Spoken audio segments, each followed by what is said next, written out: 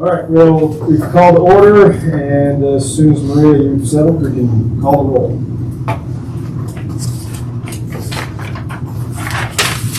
Commissioner Nardi. Present. Chairman Lane. Present? Commissioner Sibley. Present. Commissioner Jacoby. Here.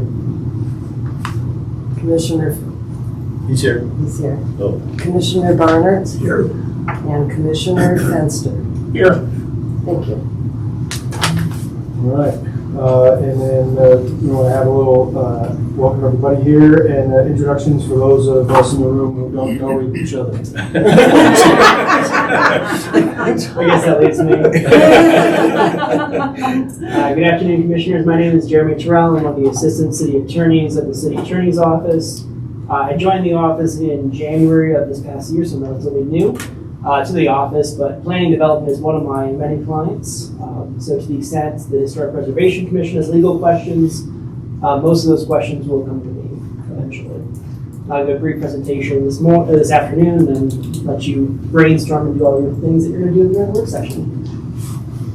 Yeah, I will mention that we're down a few attorneys, and our city attorney's out of town this week, so Jeremy's got other things. So he's going to do his presentation on open meetings, and then he'll have to leave this fun time. So Well, that gives us the opportunity to make up things that are. Yeah, the law is going to stand in our way. It's called job security. All right. This is, in fact, a public meeting, so we will take a moment to open up to any public that would like to be. Okay, and let the.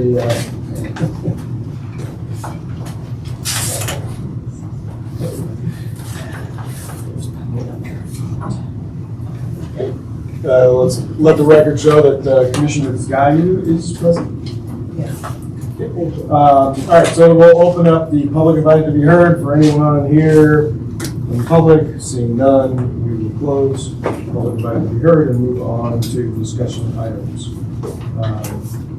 So our first is a presentation from Jeremy here on open meetings, records law, quasi-judicial proceedings. Yeah. Figured it was a good opportunity to do a refresher for everyone. Some new commissioners, some haven't seen this for a while, and we are a funky group in a way, not like all the parks boards and so on. So appreciate you coming down and taking a little time in the afternoon.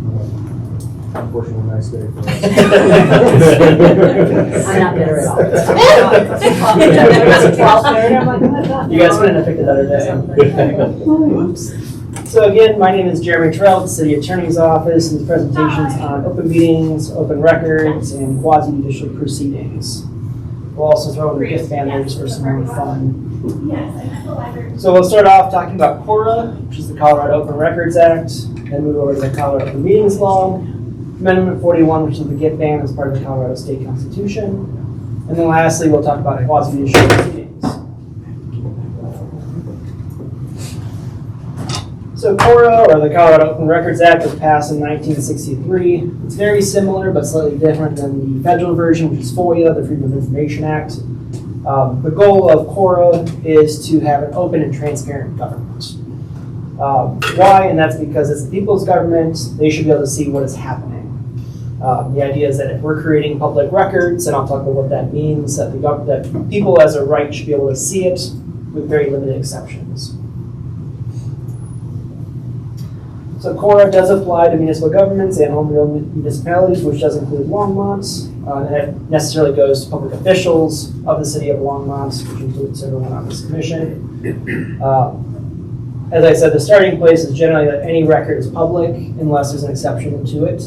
So some common exceptions for open records is attorney-client privilege.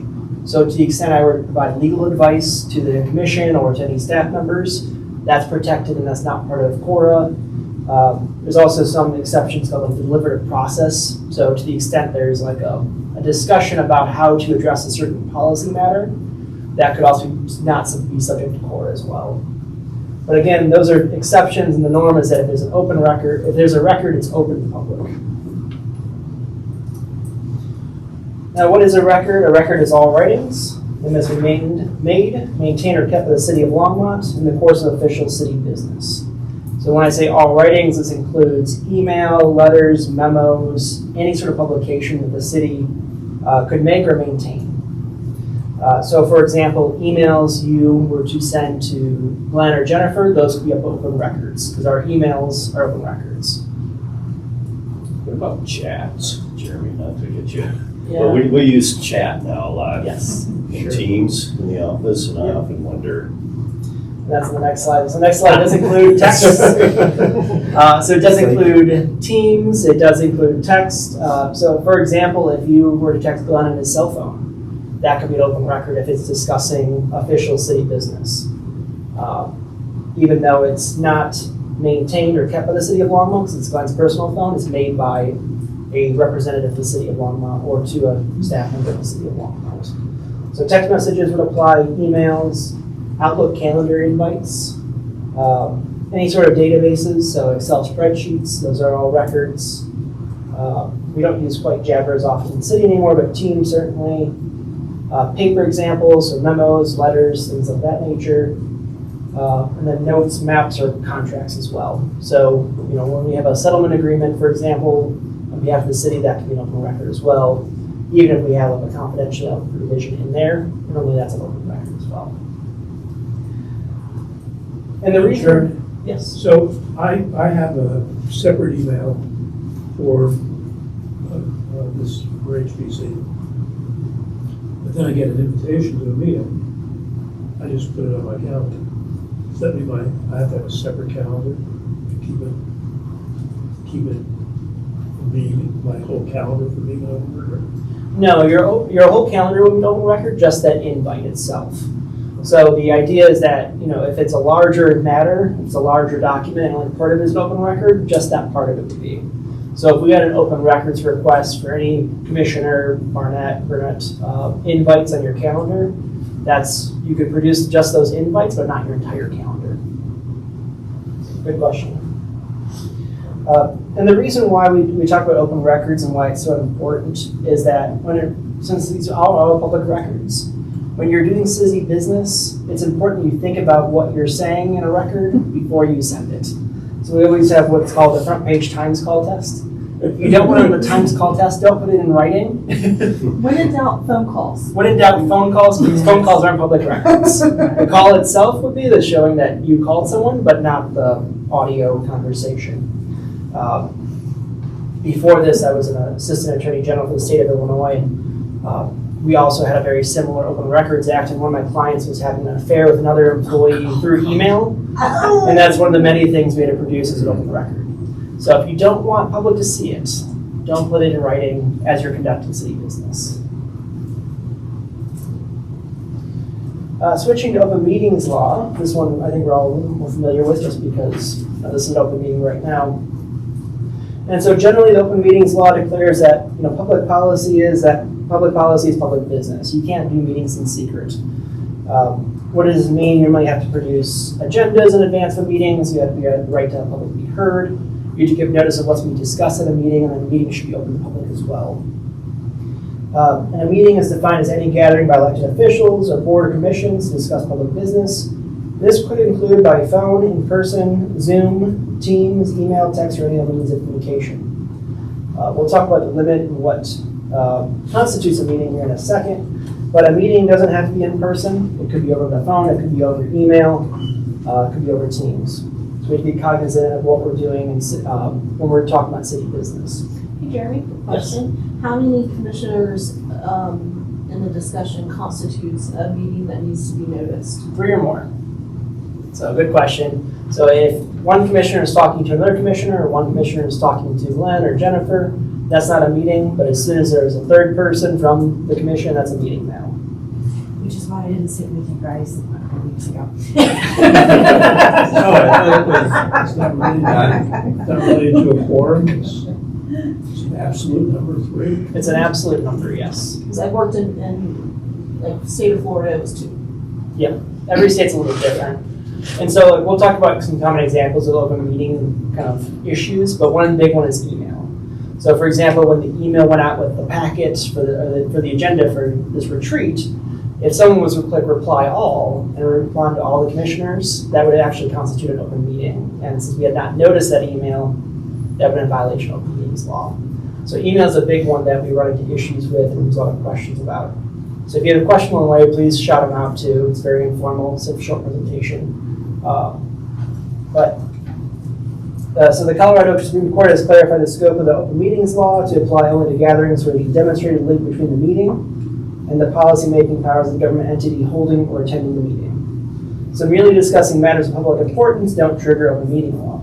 So if we were all to have a happy hour after the retreat today, as long as we didn't talk about work at all, as long as we didn't talk about the Historic Preservation Commission or the work before the commission, that's fine. You're welcome to be friends with each other. You're welcome to discuss non-Historic Preservation Commission issues together. That goes to the last point, chance meeting or social gatherings at which discussion of public business is not the central purpose. Those are not open meetings. So if it's a chance or if it's a social gathering, as long as you're not talking about public business, there's no open meeting law violation. And so here's our slide about the 3 or more. So 3 or more members of city council or board or commission get together to discuss policy making. It's a meeting. It needs to be open to the public. Public meetings do require full and timely notice of the meeting. It has to be 24 hours and specific agenda information when possible. And we must take minutes and record the meetings as well. Now, similar to CORA, there are some exceptions as well to open meeting law. So under open meetings, we can have what's called an executive session. Executive session are parts of open meetings that are private and not the public is not allowed, and nor is there allowed to read the minutes of that executive session. So some common examples would include if there's a real property transaction, a personnel matter, or legal advice. So if the commission needed to have legal advice concerning a certain issue during a meeting, we could call an executive session, at which point I could give my legal advice, but it can only apply to legal advice. So to the extent we want to start having policy considerations, that's not protected and we can't be having an executive session. But the question is, can we do this? Is it illegal? That is a part of the executive session that could be for legal advice. If for any reason you think there is a need for an executive session based on the agenda or some topic that's being discussed, please let your staff liaison to the city attorney's office know in advance. That way myself or Eugene, the city attorney, or someone else from my office can be there for the purpose of having an executive session. See, I have a question. Yes, sir. A while ago, we were dealing with a barn out here, and I was scrambling around talking to different folks in the city. And I emailed Commissioner Martin talking about it. She emailed me, actually, and I responded. And then, I forget the name of the other city lawyer, the main city lawyer, but he stepped in and said we were not able to discuss this. It was just the 2 of us by email. It sounds like that would be allowed. No? He had a problem with that because it was a real estate transaction talking about the barn and possibly the city acquiring it. So I'm a little confused. It has to be 3 or more usually? For open meeting is 3 or more normally commissioners. There could have been a reason why Eugene advised that maybe is because it could have been the CORA issue, so that email discussion would have been open record. So perhaps that's why he was concerned about it. It's hard to say in the abstract, of course. But that could have been one reason. It could have been exempt from the CORA requirements as a real estate transaction because he didn't want it in writing in the first place. It's hard to say in kind of the abstract of why that would have happened. I tried to clarify it with Mr. Mai, and he couldn't explain it to me to my satisfaction. I'm still a little fuzzy on that. Okay. When in doubt, I'll ask you, I guess. What it comes down to. But because council might have taken action on it later, Yeah. that It could have he been that was issue. concerned about a conversation outside the public hearing. Yeah. Maybe.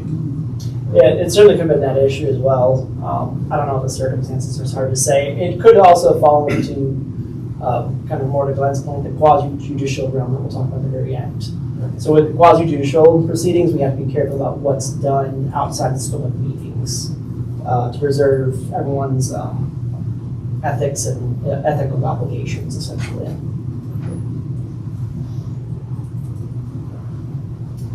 So this is the fun one. So the voters of the state of Colorado did pass Amendment 41 a number of years ago.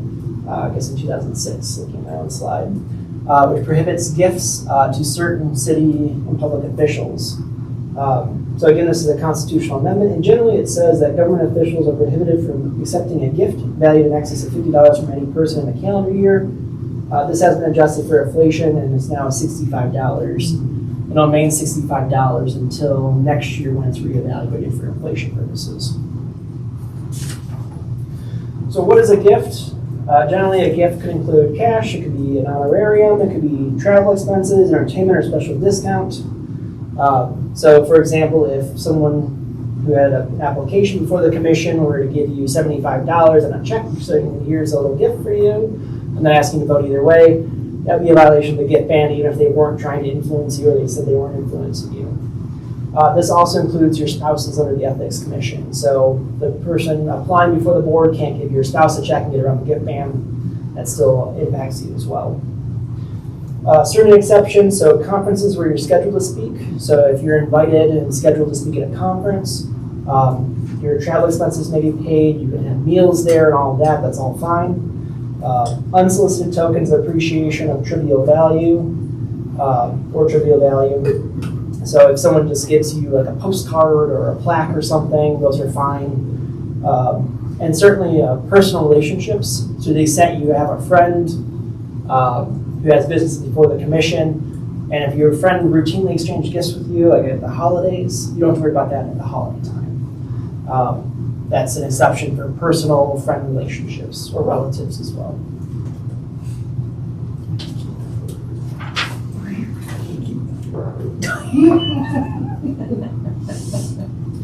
So there's a couple limited circumstances where the Historic Preservation Commission operates in a quasi-judicial proceeding. Generally, it's when Historic Preservation Commission is a decision-making body. So for the most part, most of the action, the recommendation made to City Council, who then ultimately makes the decision, those aren't quasi-judicial, those are legislative actions. But for decision-making, it's looking at applications for economic incentives, certificates of appropriateness, and then also certificate of hardships. Those will all be quasi-judicial proceedings for the Historic Preservation Commission. And so in those limited circumstances, since the Historic Preservation Commission is the decision-making body, you're acting similar to a judge in a court of law, hence the quasi-judicial capacity. And so quasi-judicial proceedings, they have to apply existing criteria or ordinances. So you have to have firm criteria that you're looking at for evaluating the decision. You have to consider facts of the specific property. It has to be presented during a hearing with advance notice and a reasonable opportunity for interested persons to present evidence and argument. We'll talk about what all that means here in a moment, but the main idea is that you don't want to be making a decision concerning a certificate of appropriateness, certificate of hardship, or application for economic incentive until you're in a meeting, you're properly noticed with the opportunity for people to present evidence and be heard. And the reason why all of the elements matters for due process, which is a special protection and safeguards applied to ensure a fair hearing for the applicant when property rights are at stake. So for all those three circumstances identified, someone's either has some sort of property interest or an economic interest in what HPC is deciding. And we don't want a decision made in secret. We don't want the idea that commissioners are considering evidence outside of the hearing and things like that. And so it's all to ensure that person's due process rights aren't violated. So during these quasi-judicial proceedings, HPC must apply the applicable criteria and base this decision solely upon the record of the proceedings. So these include staff and applicant reports and presentations. It could include community input received from notice of the hearing, so letters, emails, etc. It could also include testimony or evidence given at the hearing if someone wanted to testify in support or against the application as well. The important thing with quasi-judicial proceedings is that we don't consider ex parte communication. So that HPC must not consider any information received outside the record. And so what that could entail is if you have a neighbor or if you know someone about an existing property who has an application and who doesn't like the application. If they if they talk to you on the streets outside the hearing, if they email you, if they text you, if they give you a phone call outside the hearing, and you know it's before the commission, the best rule of thumb is to tell them, hey, we need to come to the hearing, we can't discuss it over the phone. That's going to affect my impartiality. So that would be an ex parte communication, communication discussing a decision before HPC. That's not part of the record. The best thing they can do is either send a letter or email in advance of the hearing, so it can be considered part of the evidence, or testify at the hearing itself. And the idea is that we want to have fair and impartial decision-making by ensuring disclosure of all evidence and argument at the hearing. And again, so if you're contacting a member of the public concerning a matter before HPC that's worth deciding on, you should directly submit written comments or attend the hearing and present testimonial evidence. I assume that if you conducted some independent research on your own, which you used intellectually, but did not present documents, that would not constitute public record. Not constitute public record. It likely would not constitute public record, yes. And nor is it ex parte communication. That's right. So you could, part of the beauty of democracy and having citizen boards is that we all bring our own life experiences to make decisions.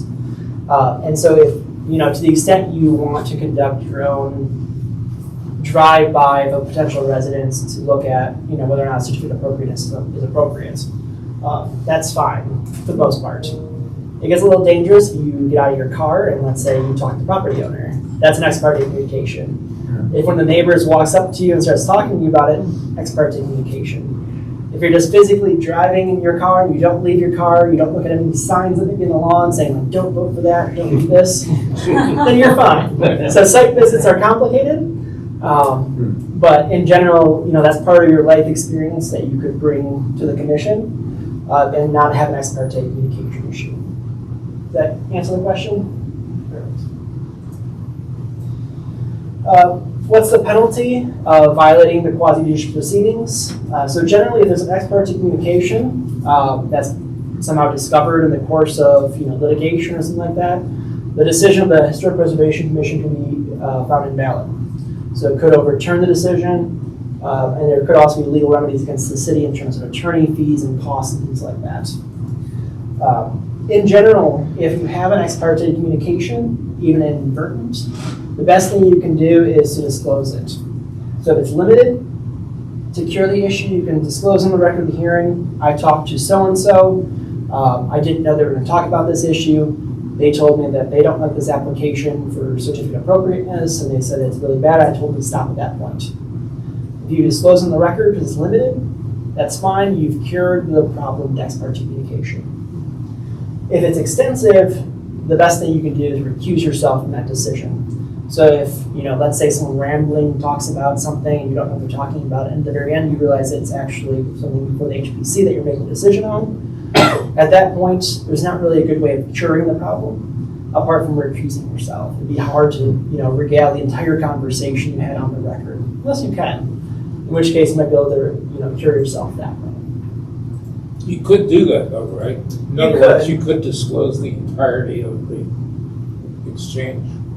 Yeah, so you could disclose the entirety of the exchange. If you had a recording or something like that, or just a really good memory, you could disclose it, and that should cure the ex parte communication issue. So, yeah, if say somebody is proposing a big addition to their house, and I'm going by and looking at it, and the neighbor comes up to me and says, are you looking at that place? Are you thinking about that addition? It's horrible. I don't want to see that there. You say, well, you can't talk to me about it. You can come to the meeting. Oh, I don't want to come to the meeting and upset my neighbor. He's my next door neighbor. He'll never talk to me again. So now I'm in that position. But if I went to the meeting, said a neighbor came, presented his objections, and I outlined everything he said, we were okay. The best situation would be to tell him to come to the meeting himself. Right, or but to if write he it on- refuses because he doesn't want to upset his neighbor, then what, is it still acceptable to, without recusing myself, but able to just provide that conversation at the meeting?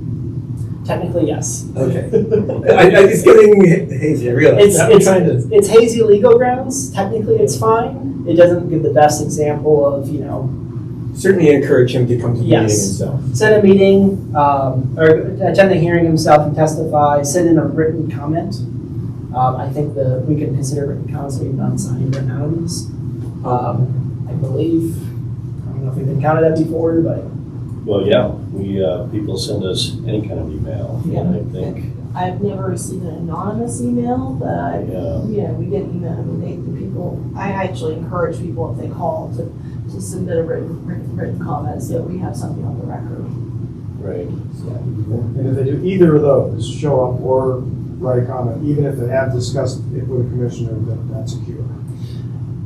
That's secure as long as the commissioner also discloses the ex parte communication.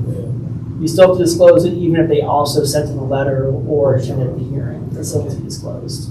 But again, the best situation, if they start talking about it, tell them to stop sending a letter, sending an email to the staff liaison or testify at the hearing. That's the best way of making sure there's no evidence of ex parte communication. And it all goes back to that due process and ethical obligations we have as city officials and city employees. So we wouldn't want one of our own projects to be tanked in private for reasons we don't know. We wouldn't want our property interests and due process rights violated if we can't have an opportunity to defend ourselves and defend our application. And that was the last slide I had. Is there any other questions concerning open meetings, records, quasi-judicial I can answer this time before I let you all continue discussing? Thank you. Well, if you have any legal questions, the best way is to reach out to the staff liaison or directly to our office, and we can determine who best can handle it. Yeah. Thank you for your time. Great. Thank you. Appreciate it. And you guys back on time. Yeah. Steve, I'm keeping an eye on the clock. as well. All right. So our next item is a whole slew of discussion items. And so basically what we decided to do is put the demolition code review kind of at the end because that was a little easier, and just talk through, this is more about goals for this upcoming year and things to kind of hit on. So as a kind of rough outline, I thought we'd spend a little more time on certificate, on basically 2, 3, and 4, and not plan on diving too deep into some of these other ones. But, so anyway, community app, so Jennifer, do you have some slides for us? I do, so really just sort of discussion points on community outreach, because that's something that's been discussed. So really just wanting to kind of hear from the board, what purpose would this community outreach be? Is it to inform the community? Is it to get feedback and information, data essentially from the community? Is it a little bit of both? And then what form should that outreach take? Well, the reason I asked the question, I don't know if I was set it for this or you had it on anyway, but was I noticed the last maybe 2 years, the city council has started community outreach programs where 2 council persons will go to a shopping area or some center, central hub, and invite the community, targeting mainly the community in that area, to meet with them and talk about what they have on the agenda, issues they might have. And we talked about, so that was the first thing that I had in mind. I guess we'll start there. The other, I don't know if conservation overlay we can talk about. That's later on.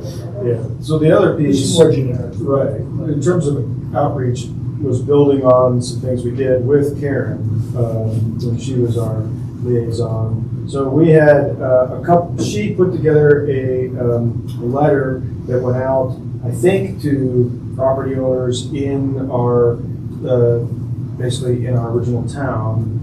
It might have included people that own landmark homes in addition, but I don't remember. But anyway, it was a letter that basically went out to people and said, look, I don't know if you know this, but if you have a landmark home, you have an opportunity to potentially get reimbursed or, for work that you do on your home if you need to make repairs and so on.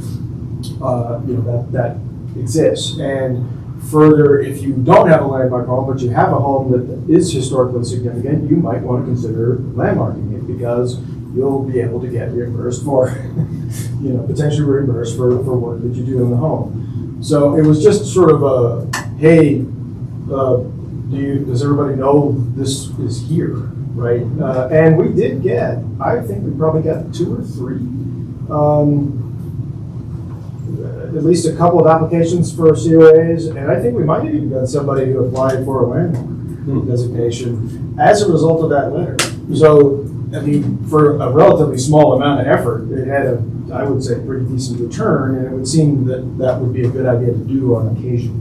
So you think she covered the original town site then? I think so. I think it was original town site. I don't remember whether it was every property in the original town site or if it was just, I thought it was more than just landmarks. It was more than landmarks. That's the letter I was discussing at the last meeting. Yeah. It was landmarks. I know it was everyone in the historic districts. I think it was everyone within the original city mile, the original square plan community. I'm trying to see. Do we have the obverse of that? Do we, as a commission, have an obligation to inform the public in some manner that there are limitations that would be considered by this commission?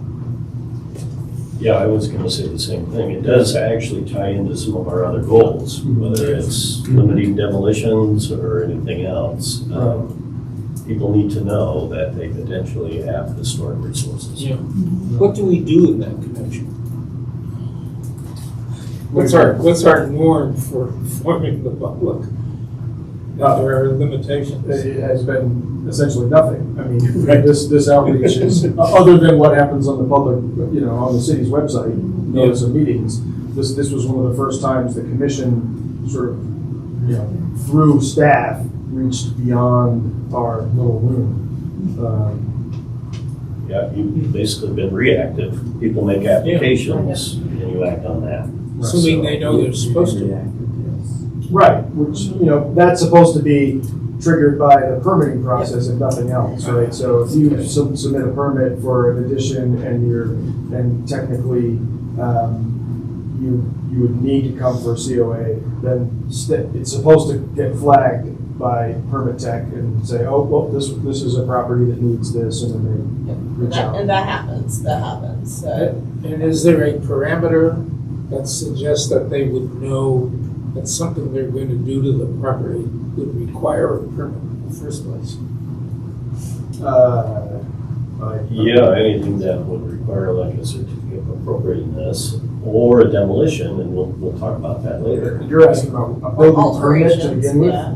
Yeah, I mean, technically, if you ask any kind of professional or construction professional, you hire a contractor. What if you're doing it yourself? Yeah, that's a great, I mean, sure, there's That's the probably gray some area. areas are gray, right? Yeah. How much can I do? That's limited, I suppose, by each individual's individual capacity to do the work competently. And who's they think most, yeah.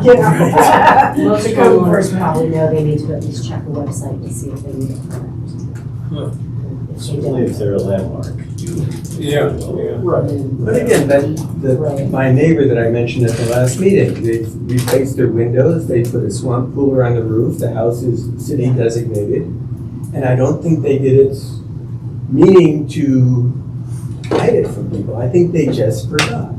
I think we should send a letter out, maybe just make a policy every 4 or 5 years, sending a letter similar to the one you discussed that I gave you a copy of.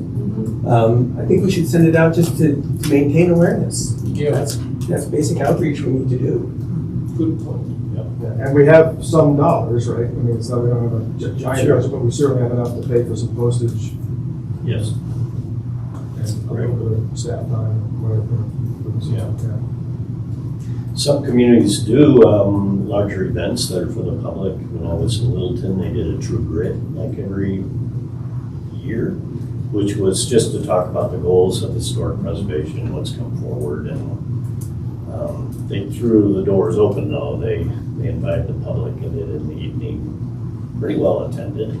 The example I'm aware of too is a neighborhood I used to live in that had a very large, very active, like 501c3 neighborhood organization. They collaborated with the city historic preservation staff to essentially do workshops. They would use their reach and find craftsmen and experts and hold workshops on how do you restore your windows. That's true, that was a big part of What it, do yeah. you need a Vendors. COA for? How do you get a COA? So, and I don't know that HENA or some of our other groups have that capacity, but if we have that community-based organizational capacity, that would go far. We do have the registered neighborhood, so We maybe do that have the would be a registered neighborhood. Start. Yeah, I mean, it was essentially, in this particular case, the organization did the legwork because they had, paid Oh. staff. Nice. I was on the board of directors, so, What is a registered name? So the city has a program that is to NLGA, and to be honest, I can't think of the, Neighborhood Group Leaders Association. Oh, and GLA. They're, yeah, and GLA. And they're promoting individual neighborhood strength by encouraging neighbors to get together and work together. And they have a lot of good programs. Right, right. And there is a map somewhere on our website that shows all of the registered neighborhoods. It covers a good portion of the city. But that would be a good vehicle to reach out. Henna is one of them. And then we have West Side is another, so, yeah.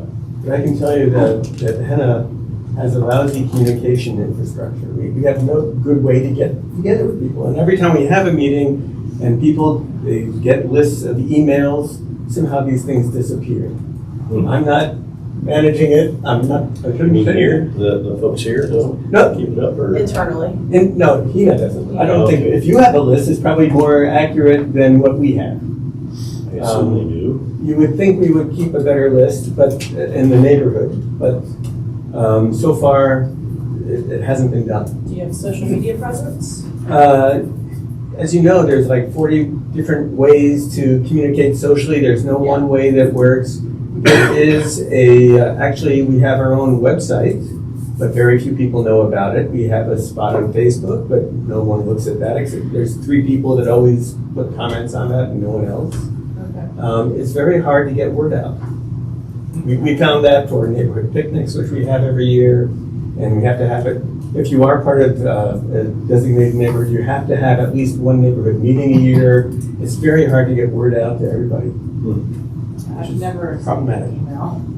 I got the flyers on my door, but that's it. Yeah. Huh. Are they I city did not know about flyers, the or- place. No, it's It's the a neighborhood pretty association actually literally that goes around and puts it in people's Oh. doorsteps. Oh. And, Yeah, I we've didn't know done we that. had a Facebook, I didn't know we had. Yes, yes, exactly. I lived there for You should be 14 though. years. Yeah. Oh, well. There will be a newsletter again because of the neighborhood yard sale, the Right. neighborhood picnic. Yeah. A month before, we try to get the letter out. So but that's once a year, and then we have to really marshal the troops. Who's going to deliver 700 newsletters? You know, and trying to organize that and getting people to do this block or that block. It's very difficult to get word out.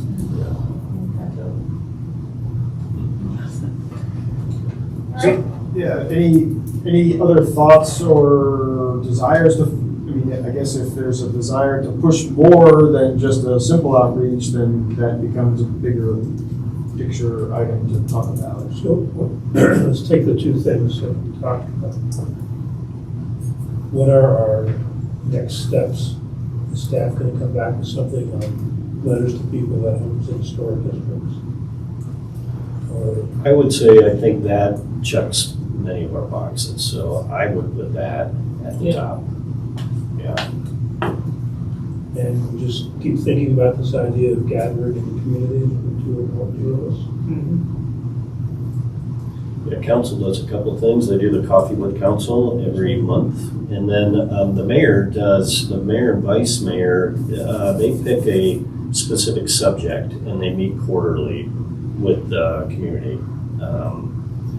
Yeah, I've gone to a couple, it's on transportation, homelessness, There's been a few of those.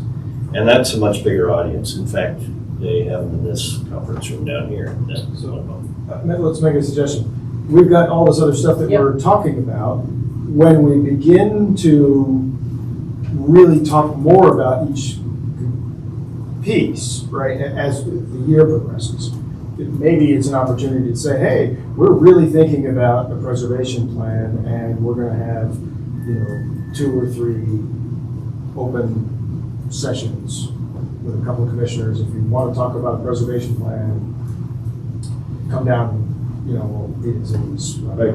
In fact, maybe Jennifer could write it down on the board so we Yes. don't forget these 2 things. That's just me. I'm with you. I had 3 other thoughts for community outreach, walking in saying community outreach, and I was trying to think of topics for this.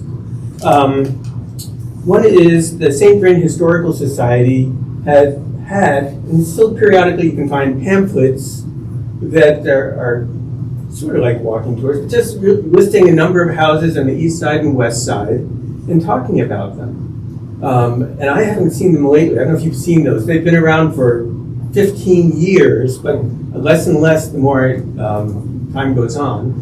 And I don't know how the St. Vrain Historical Society is funded. Is that just a volunteer organization? What they're, but those pamphlets would be nice to be printed up and distributed again, just to raise awareness of historical homes. And I would love to see a little plexiglass, little just holder like they have at a lot of the county parks. You can flap it open so rain doesn't get in there, pull one out. And you could put one in Thompson Park and one in Collier Park. People just walk by and say, oh, look at this, and pull it out, and they can walk around. And so that's relatively cheap. It's not directly the Preservation Commission, but it is historic awareness in our neighborhood. So that was one thought. The other thought was the letter. Another thought was Historic Preservation Month coming up. At the retreat, or at the Saving Places Conference, one great idea I heard, now this may not work for us, but I thought it was a really neat idea, but it is labor intensive. I forget which community coordinated with the school district, and they had art students in middle school draw a historic home or event in their town, whatever they wanted that looked historic. And then they had a contest who had the best drawings. And they posted them in the library, and people going to the library could vote, just like you can vote on the peeps out here on the way out. And then the next year, they took these drawings, they did it again for the middle school the following year, but the subsequent years, the elementary school kids got to crayon in the drawings, and then you got to vote for which is the best colored drawing. So this was coordinated with the school district. A lot of the energy came from the art departments of the schools, and it got families, mostly through the kids, involved in just the historic aspect of the town. It's a lot of work, but I thought that was a great idea, especially since it harnesses other resources. So that's something to consider for 24 or 25. Yeah, that's a big project for some other That's a year. big undertaking. And the third and the final thing I was thinking of, if we want to get in a newspaper and just say, hey, we're here, one thing we could do, and this is something I don't know if it's ever been done, we could propose landmark designation for the Tower of Compassion, which just turned 50 years old. And we could call Times Call and say, we're going to put this disc on the Tower of Compassion and get on the paper, and that would raise awareness. It's a city-owned building. It certainly is a landmark. It's certainly historical, and it meets criteria. I don't know who would propose it if it's a city building. Could we propose it and then designate it and then tell the city? But that's just another way we could get in the paper and raise awareness. So those are just some thoughts I had coming into it. Yeah, I think It's we 50 can. years old. It just turned 50, yeah, it's in the paper Yeah, together. it was in Yeah, I there. just heard about that now. So, Cool, all right. Well, I want to keep us rolling on with everything we have. Any other, those are great ideas. Any others before we move on? All right. Okay, so this notion of the certificate of merit, and we had some discussion during a request for a landmark status of a home, but whether or not there could be an alternative to landmarking that still provided some sort of acknowledgement to a homeowner or building owner of value that in a property that wasn't necessarily 100% worthy, if you want to call it that, of landmark status. So I'm calling that landmark light. Why? So, at least in the particular instance that sort of started this, the commission was not unanimous in its ruling on a landmark, right? So there was a property that was sort of borderline, and there were a few things that some of the commissioners didn't feel like made it worthy of landmarking, but there was a discussion of, well, Exterior improvements. That's one way to maybe help control the development. Would that be enough of a carrot to maybe have people sign on? Another thought is, could we, with this, I don't think that's our commission. We don't get permits. So that would be planning and right, whoever that is. but the permit fees are waived right now, right? I On have designated, no idea. No, you have to, No. you have to proactively apply for a rebate. okay. Yeah. But could we ask if that could be part of the city financial structure if we make a home? We can certainly talk about incentives. Because is there can we use this as an incentive somehow to preserve the home without having to give it a brass plaque and saying, this is an outstanding example in our community, da-da-da-da-da-da. That's one thought. The second thought I have is you could take it, could you say this is a provisional landmarking? If, for example, the last house took off their vinyl siding, we could make it a landmark. And could we guarantee that if they met certain criteria, we would then find it landmark worthy, then they could apply for a landmark, then we could give them their tax benefits, da-da-da. But we kind of already have that, right? Like Do if we? somebody comes to us, and I know exactly what property you're talking about, and you were right, and I voted for it anyways. And I know I shouldn't have, but you were right, and I thought that even at the time. Tudor revivals in this So, town. first of all, Feel better now? yeah, I've waited like 2 years to say that. Anyways, the first thing I'm gonna say is that I don't think we should ever be making new rules based on like very few cases, right? So did what happened with that one property even merit this larger conversation? I'm not sure. I think we were all just drunk in COVID and it was fine. But second of all, I don't think there's any reason, like somebody couldn't come to us and be like, hey, I think my house should be landmarked. And we're like, no, take off the, you don't meet the standards. Like we've got the standards, we've got those rules already, right? So I'm not sure what we'd be changing. Right? Except unless we're trying to find a new way to encourage people to come in and be like, this is what sucks about your house, make it better.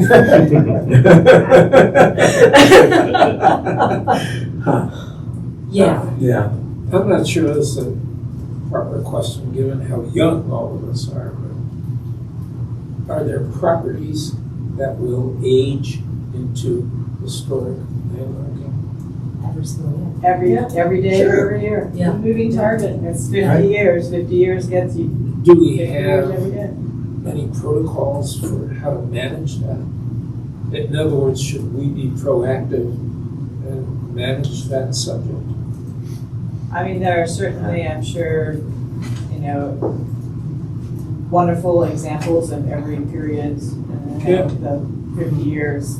plus or minus 10 years ago, that yes, we should probably proactively be, saying, hey, we have a great interest in those, post-World War II subdivisions. We have some very nice examples in Longmont that are somewhat unique, where, every house is like tilted like 25 degrees off angle. Right. And there's like a Right. whole block of them, and they're all still, Do the property Closing it down. owners know that their properties will age into landfill? I mean, no, No. most people No don't one know knows. about preservation at all. Right. Yeah.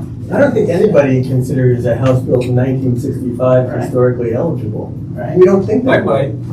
but it will be. But everything up until 1973 73. Yeah, is, Well, Yeah. that's really what I'm asking, and that is, well, and I think should that, we encourage, that leads the to the other topic that, I don't know Yeah, if it's on here conservation yet, overlay versus the districts, yeah. surveying the Yes. rest of the town.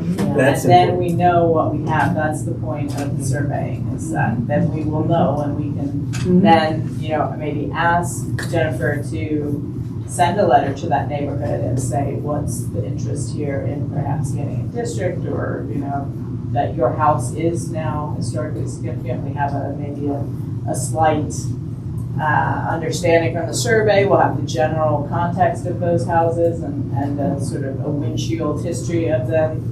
And here's the information that we have, and so please contact us if you're interested, or, we could get a grant to hire somebody to write a nomination. that's a little history, but that's what was done with Williamsburg. Our dean was in charge of the Rockefeller restoration, and that subject that came leads up. us. That is, how far into the periphery should historic designation go? Because there were transitional neighborhoods. And I think ultimately, a program was approved to create those marginal or peripheral categories. Yeah. And if we have some reason to do that, maybe we should get a little aggressive about it. Yeah. Right, which leads us into to- this. There's a reason we did the agenda this way, I swear. I'm sorry. This works out.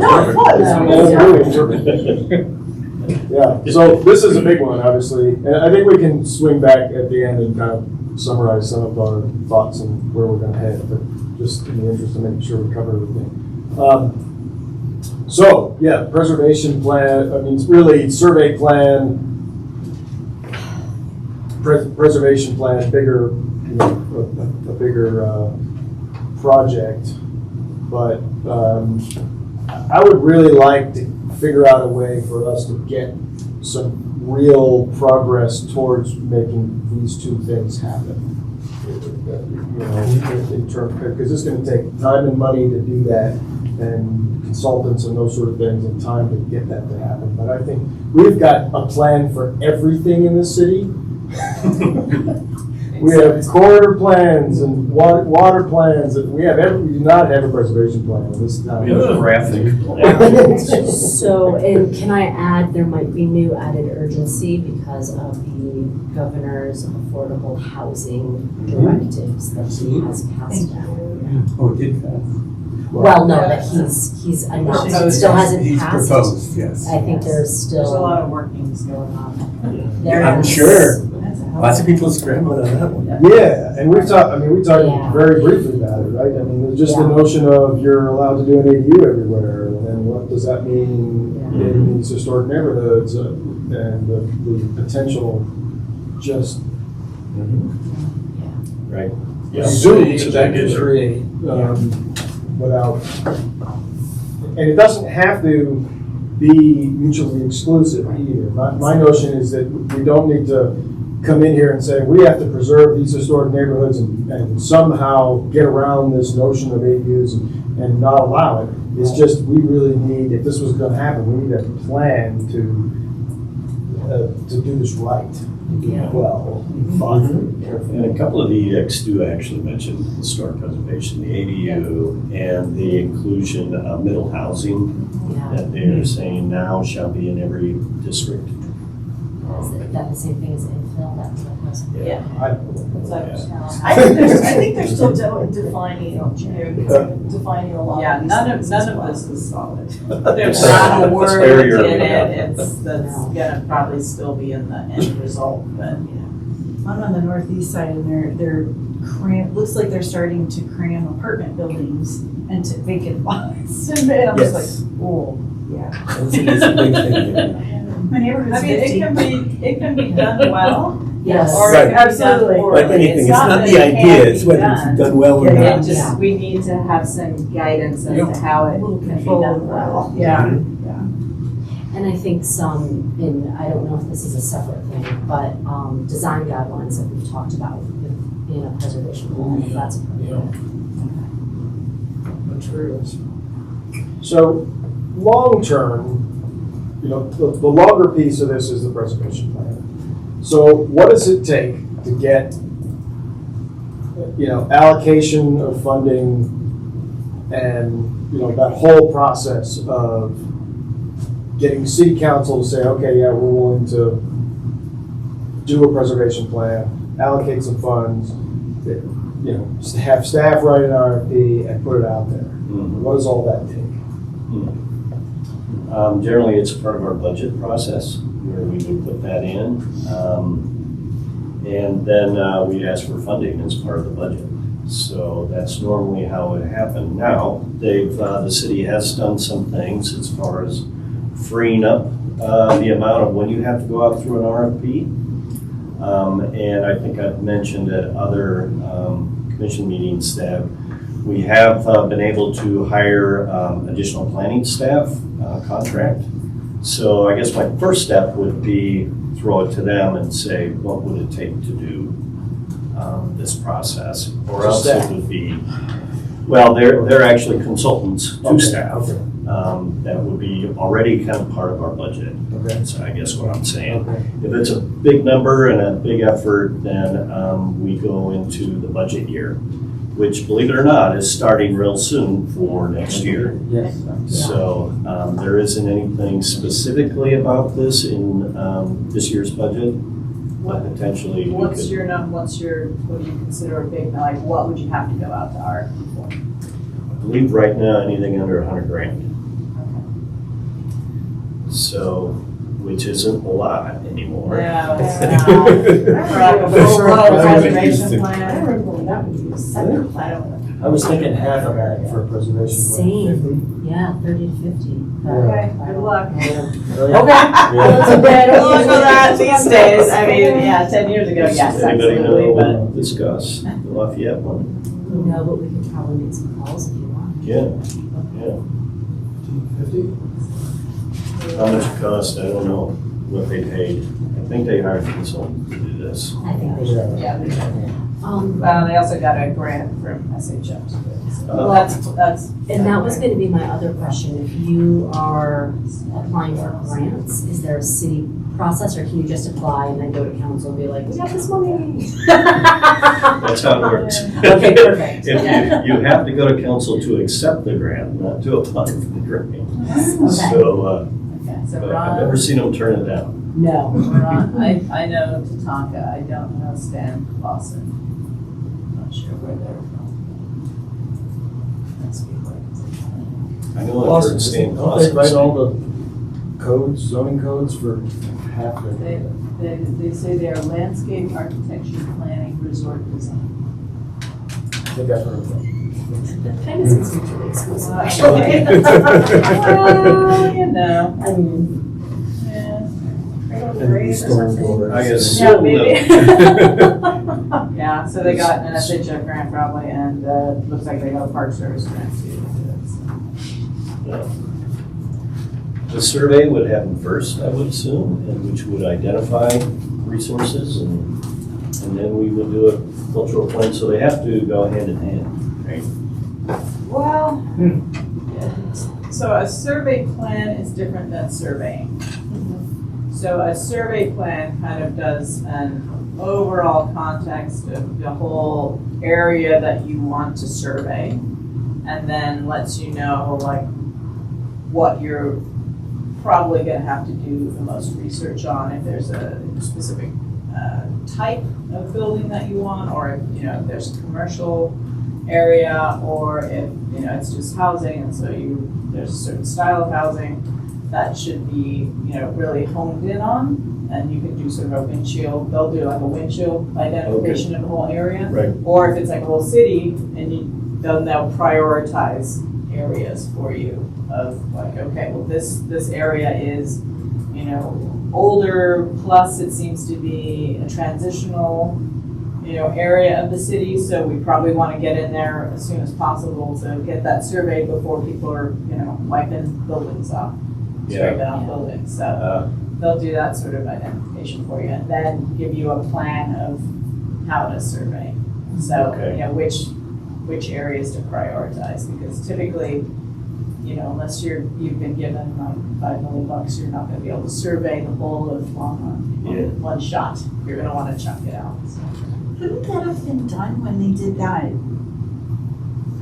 was years ago, now I can't remember, but when they were coming up with the plans for the different sections of town, I mean, wasn't that, they were doing a survey? No.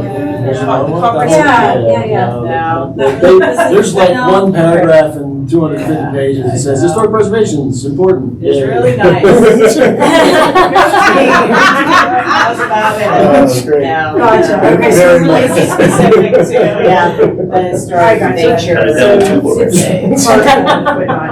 Yeah. It would have been nice if they would have done, but no. So, Okay. one thing, I'm just gonna throw this out there, just because, from in my past life, once upon a time, when Florida had comprehensive forest management legislation, the historic preservation element was either a required or a recommended element of the comprehensive plan. So, if that's something that maybe we should consider as part of our Envision Longmont update when we do at some point, if that's something to include. And there has been chatter about doing an update. I feel like we just did it. I know. I know. Right. We just finished it. Yeah. And the recent discussion has been, let's do the transportation plan this year as an amendment to Envision. So that is going to start here shortly.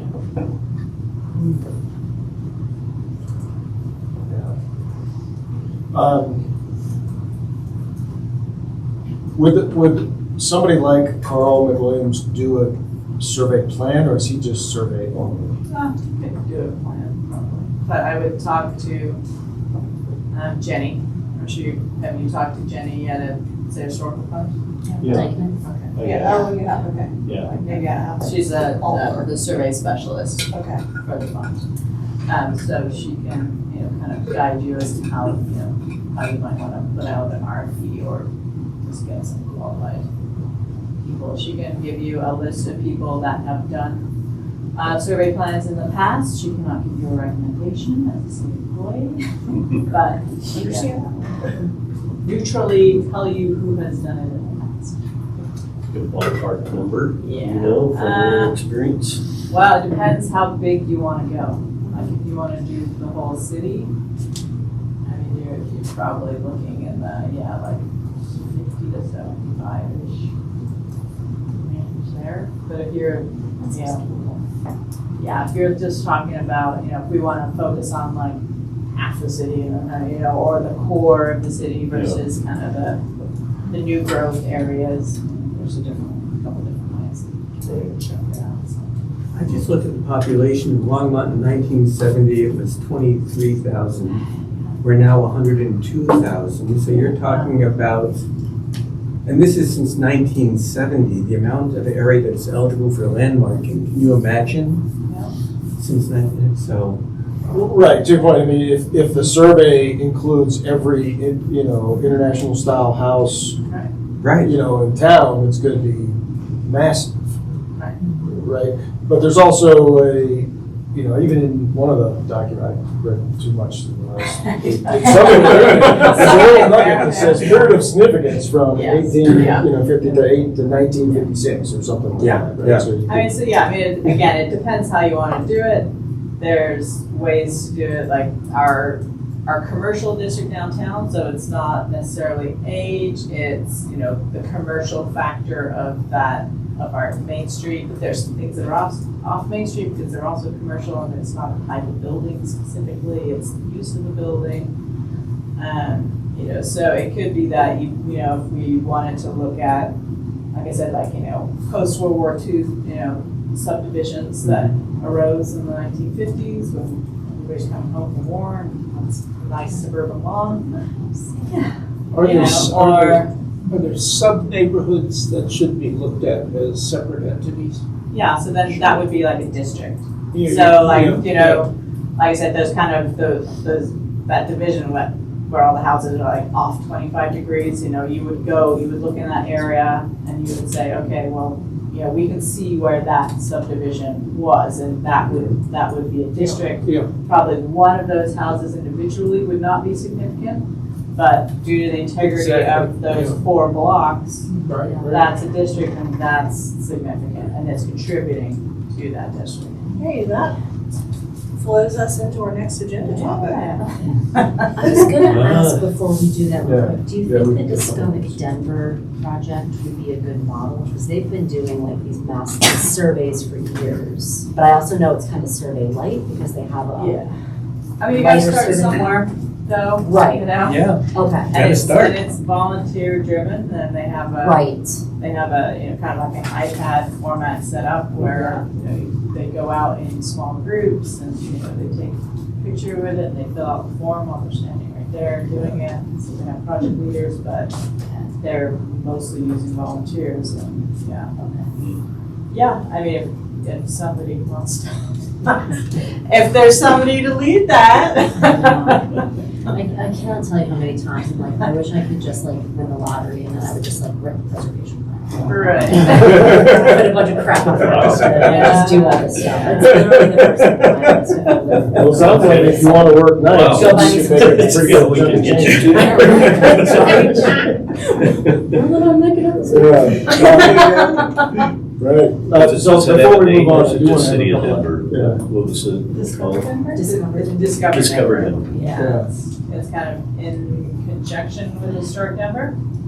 I think so. Yeah, I I don't think know a they're, ton about it. they're doing, Historic Denver is doing the survey work. So they got the grant to do it with their volunteer groups. But yeah, it's for them, hopefully eventually in conjunction with the city of Denver and the whole city, you know, that's the goal.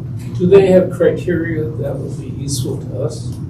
I mean, it's just a general survey form of like, here's a picture, here's the address, here's a brief description, you know, what style is it kind of intact or not? And I haven't looked at the survey form in a long time, so, but it's something that essentially anybody could fill out Yeah. while standing there without like a huge, you know, they don't have a degree in preservation or anything, they just have an interest.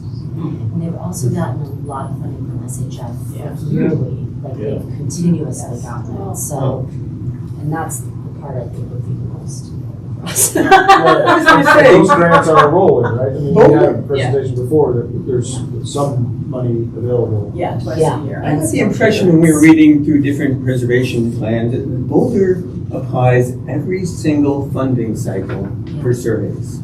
That's just part of their policy. And they are just chipping away slowly at the whole city, and I think that's what we need to do. We are so far behind the 8 ball. And I know we talked about getting funding, getting the one application in, and we've been understaffed, but I think we have to make that a priority. That every single funding cycle, we should be getting money for surveys, because it sounds like it's non-competitive even. Some of them are. So- Well, the survey plan grant is non-competitive, but then if you wanted to come in for the actual survey work, then you'd have to come into the Competitive. competitive round. But even And I so, don't think Boulder necessarily applies every year for SHF, but I think they do for CLG. And those are smaller, but they're, Easier. Hey, it's they money. are a lot easier, yeah, they're still competitive. It takes more work to write these grants yeah. than it feels like, and some of Sure. us on the commission can't volunteer to help. Thank you very much. And the last time there was and there was a staff member, You know, Jade did put one in, and it didn't go forward. And I think if she was still here, that would have been a wonderful learning opportunity about, you know, what to do better in the future, but that's just another. Yeah, once you got the system down, Right. I mean, Yeah. you just change the address, you change the date, hand it in again. And we I can don't know. provide comments. Can't be that simple. No, I mean, it depends on what else comes in that round. But we would get better at it with Sure. practice, and it didn't take as much time with practice. Okay, so anybody who writes a good grant could potentially. Yeah, it doesn't, I mean, I think it would have to be submitted by the city, by the Sure. CLG, No. or us, I guess. And we have a citywide grant Right, writer person. yeah, no, it could be anybody, it doesn't have to be like somebody else. Okay, Yeah. all right. So if we can come out of this with the idea that we want to, submit, we want to get in front of city council with a budget request for some dollars for surveying in this cycle. Okay, And with a note that we can submit a grant request to the state historic fund that's non-competitive, right? So then if this is still true from before, it's $15,000 amount, right? So we should be able to get 15 grand from the state, and let's make that a priority to start this survey plan and get some kind of ball rolling in this calendar year. okay. That works. So 2024 budget request plus CLG grant. SHM and CLG are Yeah. different. Yeah. Yes. Right, both. Yes, and CLG is done for this year, those were due in January. So 2024. Yes, ma'am. CLG is what? Put the Certified level application together. That's this right. year. That's right, that's right. We We're the first. Yes. Yes, Very exciting. number one. What have we done? Okay. All right, so now we're Sorry. No, it's perfect. We are perfect. Gotta go right from there. Absolutely. I made little like No, it's time Steve's signature issues, huh? designations on my agenda, and we are exactly on time. We did notice there isn't a biological break in our agenda. That is true. I did have hold I you did back. have some thoughts. You have to put your own in here. Front stage is the And that's why composition. you are our leader, that's great. And I'm the backup. Yeah. Timekeeper here. So I thought we would hit this, unless anybody's dying, I thought we would hit this, wrap up before we dive into the demolition code. We take a break. Okay. Well, this is my item, and it came from Rick, because there has been some issues, I think raised primarily from Henna, that we went through and we did a citywide rezoning when we adopted our new land development code. And that made some subtle changes to the SF1 district, I think it was, primarily about architectural compatibility. So there was some concern from Henna that how do we restore that? So there's these two different ordinances, and they're very similar in a lot of ways. And they've recently asked about our conservation overlay that we have in the code. And that's different than designating a historic district. And I wanted to kind of show the differences here. They're both part of the code, one's part of the land development code. But the conservation overlay is kind of a wide net. It doesn't necessarily say it has to have X amount of historic resources. It could be any kind of community, oh, cool. Yeah, no, I guess I can't take notes about what's going on over here, but, so it could be anything that makes that neighborhood unique. And the code allows for adoption of that overlay district. I've been communicating a little bit with Rick because we've never used this district in the history of Longmont. It's always been a part of our code. When we did the rewrite of the land development code, we didn't touch this part, unfortunately, because they felt, oh geez, we're not going to get through. We're not going to get through the project if we delve into this. So it's never been used, so there's a little bit of question of how you actually implement it. But it says, if you're part of that neighborhood NGLA, which now I forgot, Neighborhood Group Leaders Association. if you have a registered neighborhood with the city of Longmont, you go to the city council, and council says, okay, go forward and try and put together a conservation overlay. It means all the uses that are allowed in the underlying zoning stay the same. You can't change that. But you are allowed to provide some flexibility in setback requirements, height requirements, landscaping, and architectural standards to stay within the context of whatever is defined as unique in that neighborhood. So if the setbacks are kind of all over the place, you have some flexibility to move your front setbacks in and out. And then if the neighborhood wants to go so far as specific design guidelines, you're able to draft those and get those adopted as a part of this overlay district. With, as you know, with a historic district, it's really about how do you enhance and preserve the historic resources that are in that defined area. So I guess I look at it as those are very specific requirements in order to do that. Any change then requires a certificate of appropriateness in a landmark or a historic district, and that becomes your purview. The Historic Preservation reviews all those things. Design standards are essential. Good question. Yes, sir. Is that also for non-designated homes if you're in a city district? There are none. Either you're in a district or you're a landmark. So if you're not a landmark home, but you're in a district, you would still have to come to the HPC for changes on your house, Yeah. even if you're not really contributing structure. Well, then we get into what's administrative. Right now, there is no administrative. So even if you're a non-contributing structure, yes, I think you go before HPC. You still would have to go for every building, for every stick of wood.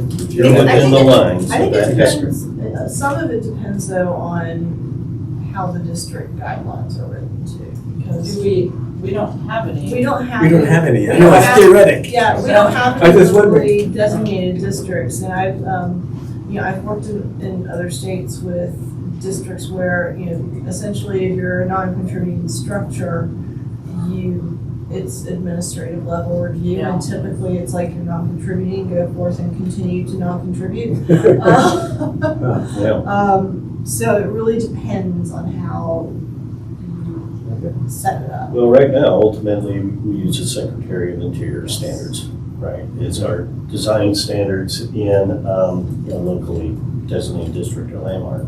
A lot of cities take those and say, here's how you implement them in whatever the community is. And they kind of use examples, which would be really helpful for us too, probably. But we have such a great commission that I think you guys know what meets that standard or not. But those are basically the differences. So we've never done a conservation overlay, but it's really for a different purpose. It's something that is maybe not defined as being historic resources that need to be preserved. Or macro.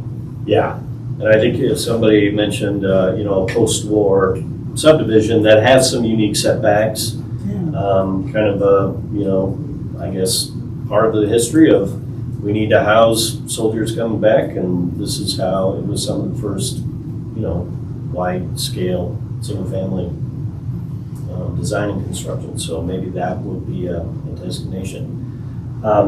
Now, to speak specifically to the Henna area, I think one thing that we don't necessarily need a conservation overlay in that the majority of that district, that neighborhood, is within the original city-town site.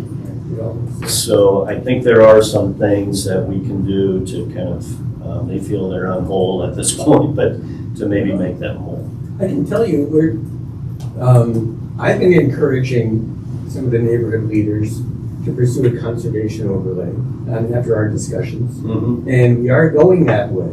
Okay. I think you'll be getting a letter in the next week or two, in fact, saying, the process, it looks like it starts with a formal request Mm-hmm. from the group leader, which is Sharon O'Leary. Mm-hmm. And she will get a letter, is that to be to you? Is that to be city council? I don't know. It's supposed to be a letter presented. I'll have to go back and look. But anyway, Yeah, I've got highlighted. We would definitely go to council. but ultimately it goes to council, it looks like in the, So the cascade. the conservation overlay section of our code is in your packet. okay, great. So I've I'll have to go included through that that. as part of Excellent. your packet. So we'll see.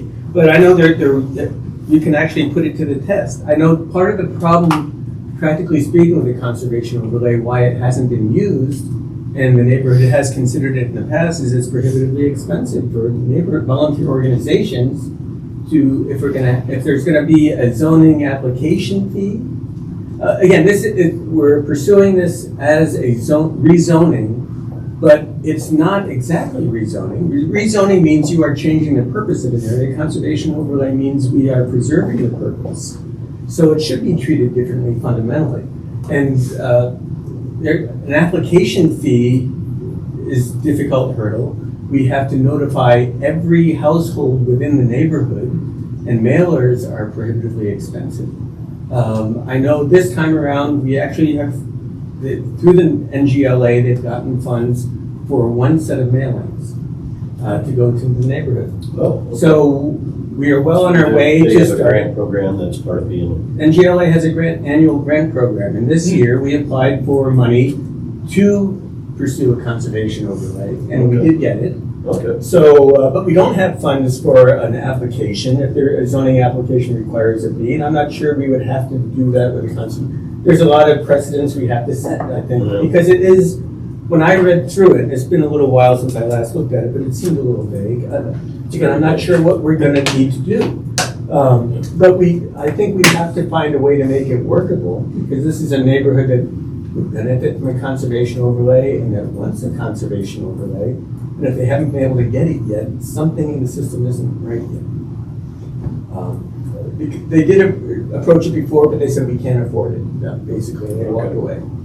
So that was one problem. So anyway, but yes, you'll be getting a letter, so we can see if we can make it work. Yep. We will learn more. Yes, we'll learn on the fly. So basically, currently, we have the code to allow for this process to happen. Mhm. And it's just that it's got to be, population driven. Right. Somebody's got to bring it up, and it just has to happen. Yeah, I think one of the biggest questions is, and we've had some preliminary discussions with our city attorney about it, is, yes, it does say submit a letter to start the process, but then it references you to other portions of the code that says you must have a property owner agree to a rezoning. You must have an application with the property owner. There's no amount that I saw, maybe you saw. In the locally designated historic district, you only have to have 25% of homeowners to sign on to pursue it, which Right. was remarkable to me. It doesn't even have to be a simple majority. But the majority is necessary, so Since you 50, have but it approved. 51% to approve, so you need. For which? For both. It does say or. It does say or? A letter from a registered neighborhood group requesting the district zoning, or for areas without a registered neighborhood group, written evidence that more than 50%. So there is, yeah. If you have a registered neighborhood group, there's nothing about 50%. Yep, There's okay. no number. Yeah, it's for conservation. For conservation, Yeah, as for historic district, yeah, it's a lower threshold to initiate, higher to, but then to actually get it approved is higher. From what I was reading of the conservation overlay, we meet all the criteria in the east side neighborhood already, except for the formal request. And the comments that this is a rezoning, so then we have to go through the rezoning procedure. But it's not a true rezoning, it's following the rezoning procedure, but there can be exceptions made, I presume, for, like I said, the fees. Do we have to notify people 1,000 feet on each side of the area to be rezoned when we're not really changing anything? Well, if we were truly rezoning for a different purpose, that would make sense. If we're trying to preserve, do we have to come up with money for those folks? And I don't think the neighborhood has money for all of that mailers. You see what I'm saying? So there are some differences, but it's not hammered out in the wording from what I've read. Maybe you've read it otherwise, but we'll work through it and see if we can make it work. Do you know what they want to do? What they want to do. Why are they, yeah. Well, I think we're just trying to cover the single family. We don't want to go to the mixed-use development part of the neighborhood because that would make it too complicated. We just want to take that part that is single-family zoned and add the conservation overlay with the design standards. We had design standards until we had the first Envision Longmont revamp, and then they all disappeared. And there are some homes that have been built that don't quite meet the criteria. That was one. And there's also, the density is an issue. And again, Polis is making it even more of an issue. That wonderful home you designed, you designed a beautiful home for 2 tiny lots. And that's been quite a bit of conversation of what we should do. There is information in the conservation overlay about setback, and it says any building size should be between 50 and 125% of the size of homes on that block or facing across the street. So it would be compatible, which sort of makes sense, except it doesn't make sense in our neighborhood. Because there's such heterogeneity in lot size. One lot will be twice the size of another one, right next door to it. And we have some homes that, for example, the home that you designed, Steve, would fit that criteria, but it doesn't fit the lot. And that takes away from the overall character of the neighborhood. So I do want to interject, because I think that comes up a lot, fairly or unfairly. That house and that design came before this commission. Mhm. And we approved Which it. house are we And you talking should. about? Sorry. 426 Emery. And It's a well-designed home. It meets all the criteria. yeah, So the criteria are wrong, is what I'm saying. I don't think I'm they're walking wrong. down- I'm walking I down the think- street. In that yeah. the neighborhood doesn't feel the same if we were to, especially if we were to have house after house like that. We wouldn't even have yards, we'd have alleys between the houses. This is prior to. It's a beautiful home, it's well-designed, it meets the criteria very well. From Sure. the front, you can't even tell there's an addition, it looks great. Yeah, I That's think what I there are love. times that Hannah wants a museum exhibit instead of a living neighborhood that changes. Well, I That is don't know my, about that. that is my impression. Well, there is no henna, there's individuals, right? And we're the whole spectrum. But I think the neighborhood is pretty accepting of accessory dwelling units. We have, in fact, I know that they've submitted guidelines to planning about, we don't, they apparently, someone in Kynan came back and said, look, you don't like anything we're sending you. And they said, well, what do you want?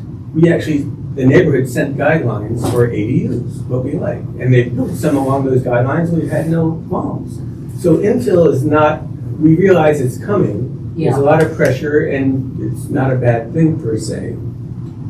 Change is definitely necessary. But again, the density, it has to be managed so that the character of the neighborhood isn't lost. And the character of the neighborhood isn't defined just by the front of the house. Anyway, so we're talking, this is one reason why the letter hasn't gone out yet. We're actively discussing, do we request footprints be a certain percentage of the overall lot size or not, as well as in the restriction in addition to just the setbacks. So, and I could go into more of that if you want, but we've got time limits and other things to discuss. I can discuss it with you later as well. But yes, we are going to pursue the conservation overlay. Which actually sounds easier than becoming a locally designated historic district. Again, we don't have to have a certain percentage of buy-in, but they're definitely difficult. Could we get copies of the community submitted ADU design guidelines? I don't think I've seen that. Or are they Bob gave online them that I could to, probably? Bob McLaughlin handed them out at a couple meetings Maybe ago. them being specific only to, in fact, I could, Okay. I still have them. we would go way off our agenda, but I could. Yeah, no, I'm no, it sorry. doesn't have to be written. I'm sorry. And maybe it's something I should go and bring down for, so. Really, you can, they Okay. turn it into council, basically. Okay. It's- I can get another copy and send it to you. Send it I to me. don't think it was just specific to ADUs, as I remember.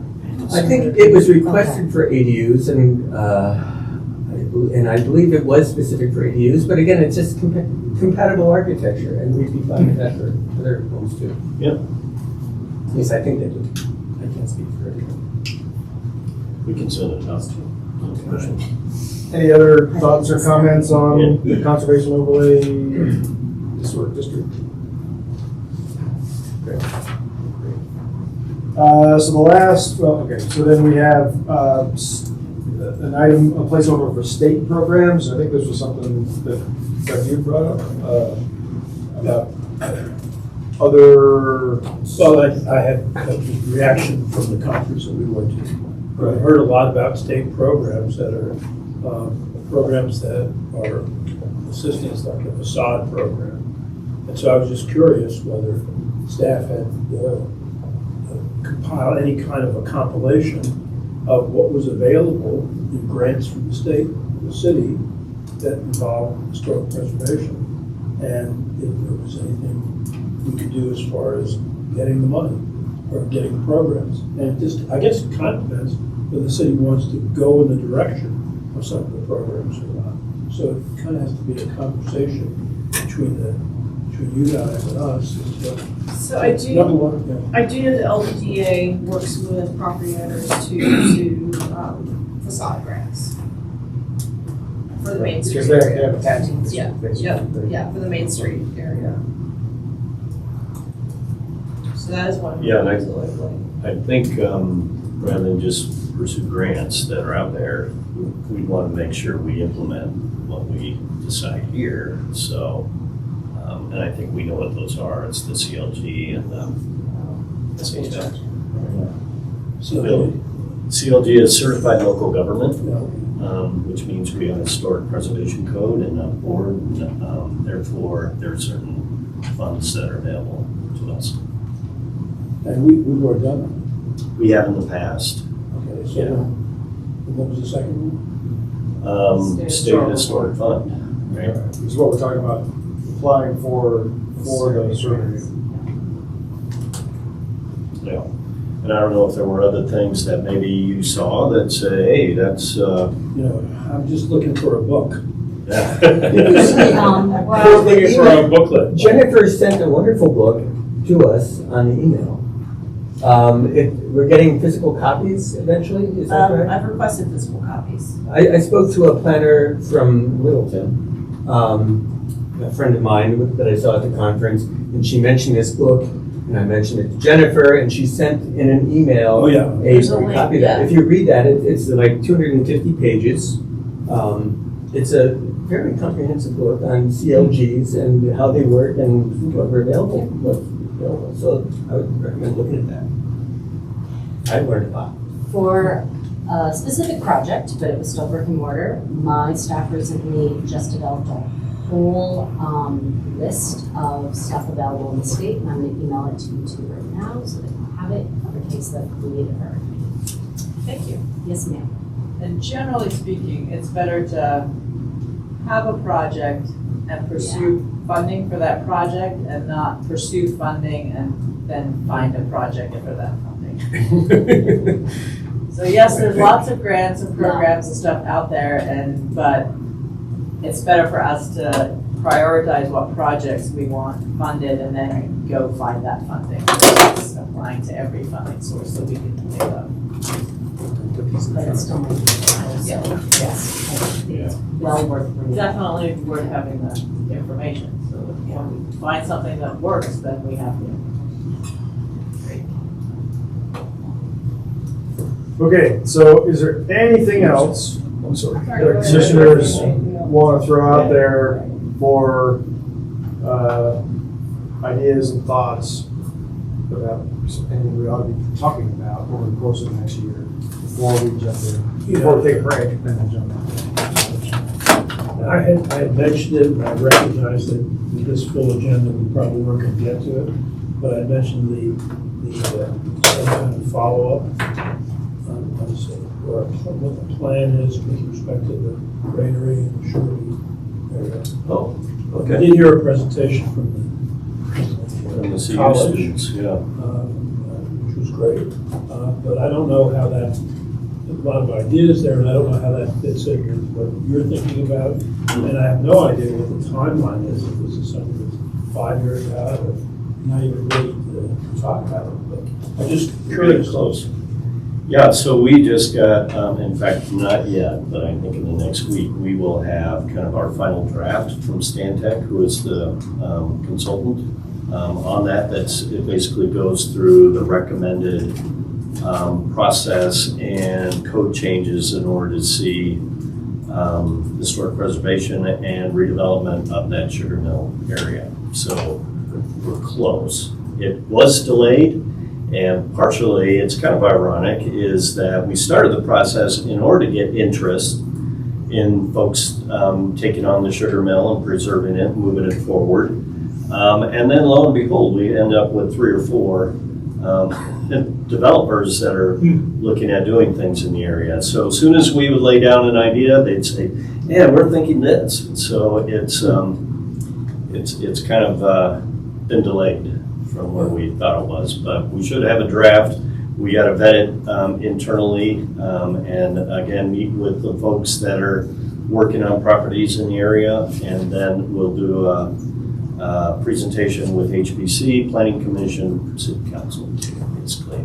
So That's good. yeah. I remember you bringing that up, but yeah.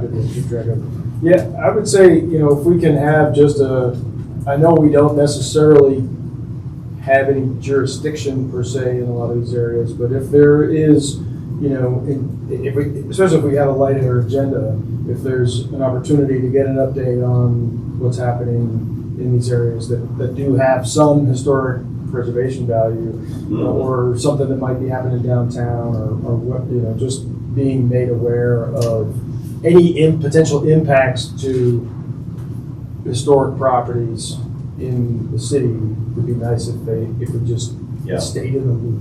Right. And I have, as Kimberly's involved me in talking with folks who are interested in different downtown buildings, I have advised that they should do basically an informational presentation to this commission about what they're looking to do, so. Are there any mandatory criteria for doing that? Unless it's a landmark. If it's not a landmark, Already. yeah. So, and a lot of these properties aren't landmarked already, so. And that's part of, this is part of what we've talked about in terms of this conservation overlay and this, local historic districts. It could be if we decided to make these local historic districts, right? But that would take somebody putting forth that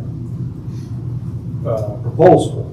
Short of making them historic districts or adding to the historic districts, can't we generate any criteria for extracting a particular property from a set of properties because the set, the block, whatever it is, has some resonance that should be looked at? What do you mean? Sorry, Elon. What do you mean extracted? You mean individually listed versus a district? We do. No, I don't necessarily mean individually listed. Right. What I mean is criteria for whether a block unit that has some preservation value can have part of the units or one of the units extracted from it without notice. What do you mean by extracted from? Oh, no. Oh, demolished. Okay. Yes, we're thank gonna you. demolition We're getting into That's gonna be your next subject. Thanks for setting us up. Second half. Sorry about that. It is next. All right, so let's take 5. I thought what I'd do is, I have a few slides from our presentation back on August 16th that we did at our work session with City Council, just to kind of remind some of you, and unfortunately Herb, I think, was the only one that wasn't, you were with us, right? Yes, I was. Perfect.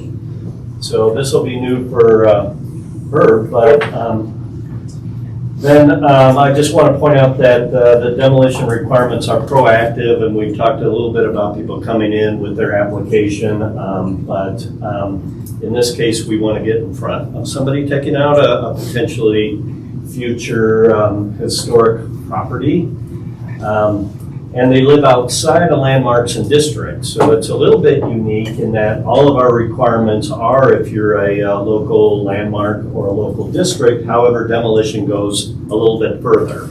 So that's where we got into some legal issues that we discussed with the council. It's definitely an HBC priority. I'm not sure why I put that in there, but what is appropriate criteria and review process? So I've made a draft that will go through. We've talked about concepts with our city attorney, but they haven't reviewed it, so I'll put that disclaimer out there. Let's get going. So first, this is probably doesn't really need to go through, but we did talk about what's a federal, what's a state, and what's our local requirements. Just so that people, and I think this was really for our city council that didn't realize, yeah, we have federal historic districts, but they're not ours, and our code doesn't apply to them. Why do we have it? Protect the historic character of the city, talks about enhancing property values and stabilizing these areas. And there's also, we get kickbacks because there are economic and financial benefits. Certainly the activity in our downtown, a lot of it has to do with historic preservation. So it's an economic development tool. And then we talked about designation criteria, and there was section 2.56 that we'll get into that says council may designate a landmark with the consent of the owner if it's at least 50 years old or is determined to have exceptional historic value and meets one or more of the criteria. What was proposed at the time was a little bit larger change, which was add clear and definitive criteria. But this idea of a rezoning that is a historic preservation overlay, and we've talked about overlays a little bit earlier, that would make anybody who had a potential property know that, hey, I've got special rules. And that was one of the concerns that was raised, and it falls in the category of due process. We can't necessarily put rules on somebody without them being aware of it. So that's what was proposed with this HPO, that if you go through rezoning, you have to notify the owner, becomes an ordinance, and it gets recorded. And then there's also additional requirements for non-consensual designation.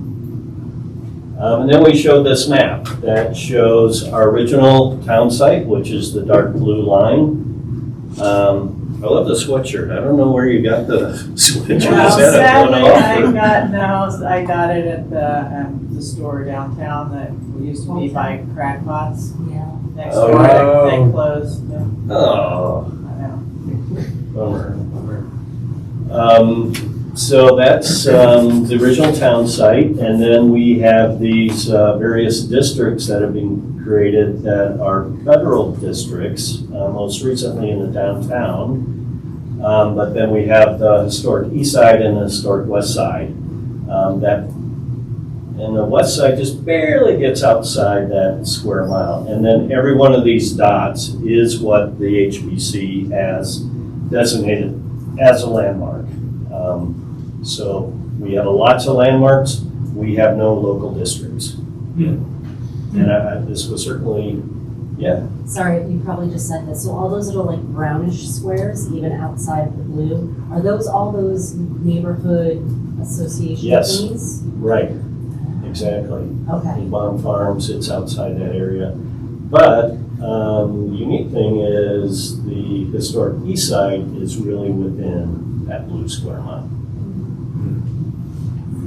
I don't know why this was designated. I love the name, Glenn Bar. Anyhow. So then December 1st, I had a meeting with the chairman, and because I think both of us were realizing, I mean, bringing council along with this big thing was a heavy lift. And I think there were some HBC members that maybe thought, geez, do we really need to go through this whole HBO district? So I had coffee. The names of the top members. Yeah. Were the members at the time. Yeah, you missed out on this, but. Hey, they didn't spell my name. Well, I know Terry. It's all right. That's the way Yeah. it goes. No respect. So what we did is, after coffee with Steve, I said, what started it all? Because I kind of missed out on that, and that was this concern about we're going to lose resources through demolition, and it kind of grew from there. So, and then I came in as Jade was going through an amendment process, and that was really growing in scale. So we had a meeting on December 1st to say, how do we reel it back in and maybe get the more of a microscope change to affect how we do demolitions in the city. So I threw out a bunch of things, and then you guys kind of voted saying what was most important to you. One was most, two was second, three was third. Everybody had 3 votes. So kind of had a long discussion, but this is kind of where we fell, is demolition by neglect. That was a concern that an owner just doesn't take care of his property with the intent that all I can do right now is demolish it. So that we shouldn't allow that through our ordinance. Got 4 votes for that, but far and away revise the demo requirements and the process we all realized was a big issue. 10 votes. There are a couple other things about enforcement and penalties. If there isn't a good stick, how effective are you going to be with some of these requirements?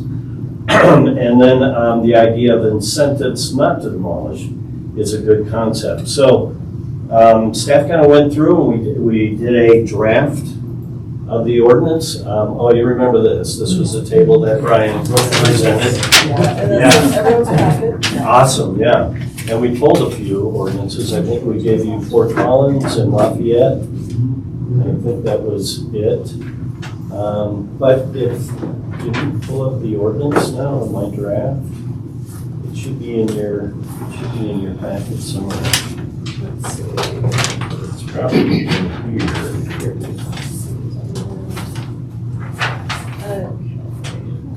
Was it the I handout? think it starts, It's yeah, it's over. at 136. Yeah, it's over on the left hand. 36?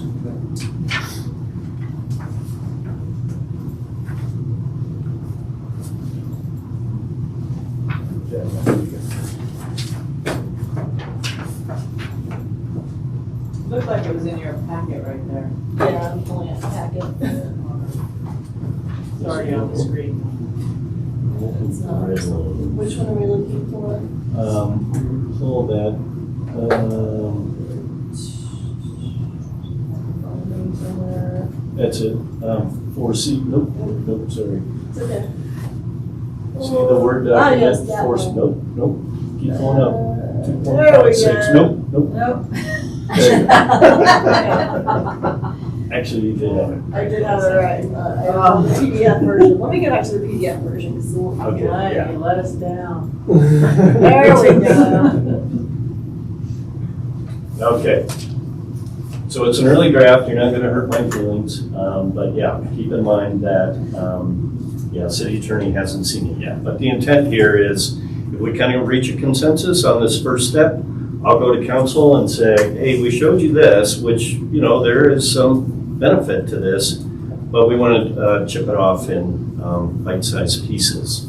And Can this you make would- it a lot bigger? Come on, where's your There There you go. It's in your packet also. Okay. Oh, yeah, you guys do have more copies. In here somewhere. All right. I'll let you We'll go scroll. with that. I'll let you scroll to where you need to be. There's your. Designation procedures?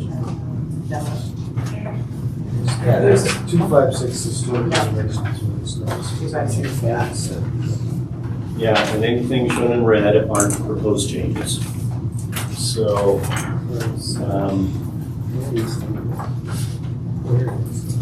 first is maybe trying to define what demolition is a little bit better. So we added partial demolition means anything 50% or less of the exterior walls. I noticed Lafayette had some cool drawings that went with it that really helped define this. Yeah. Or 50% more of the roof area, or any portion of an exterior wall facing a public street. It's 4C.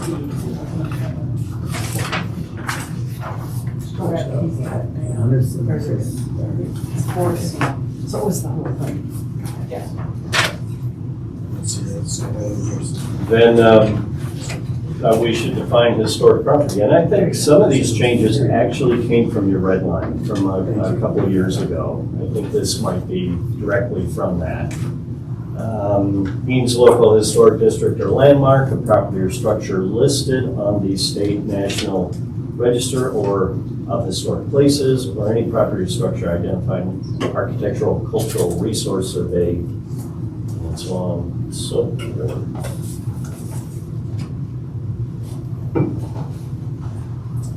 we already defined what total demolition is, so we took that out. It's redundant.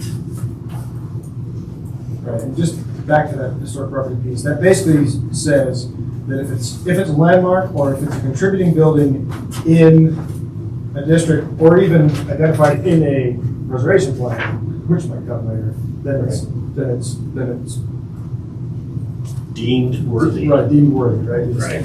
It's gonna qualify for review. Right, so it's Yeah. determined to be eligible, considered eligible, not having been nominated. I'm not making anybody dizzy, but it's. Just in that last line there, maybe just Will not that press reading out? slowly enough on the historic property means. Yeah, There we right there. So it says, or listed on state or federal register, they're determined to be a contributing resource to the national or state register or local historic. So, okay. So that means if it shows up on a cultural resource survey and the survey says it's contributing to the district, then it doesn't matter whether it's landmark or not, then it Yes. qualifies That's for within instead of consideration. within. Well, right, except we're just defining the term. Right. So it's where we plug in historic Right, property. Right. Yeah. That Right. should probably be within, Yeah, yeah. the last line, I think. Why is Oh, property Resource separated within from, the national. you know, why is property separated from structure? Is there different things? Yep.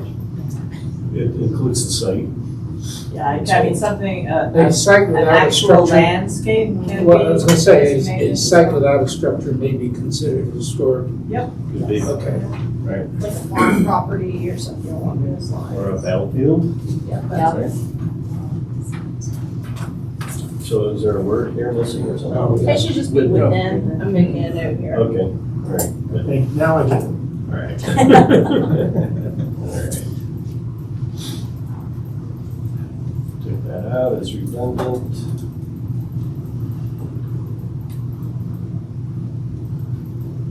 Didn't change anything in here.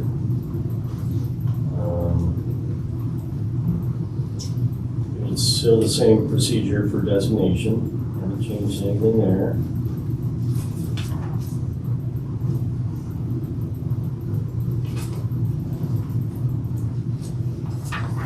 Okay, I highlighted these because I know from our council liaison, he had some concerns about the percentage.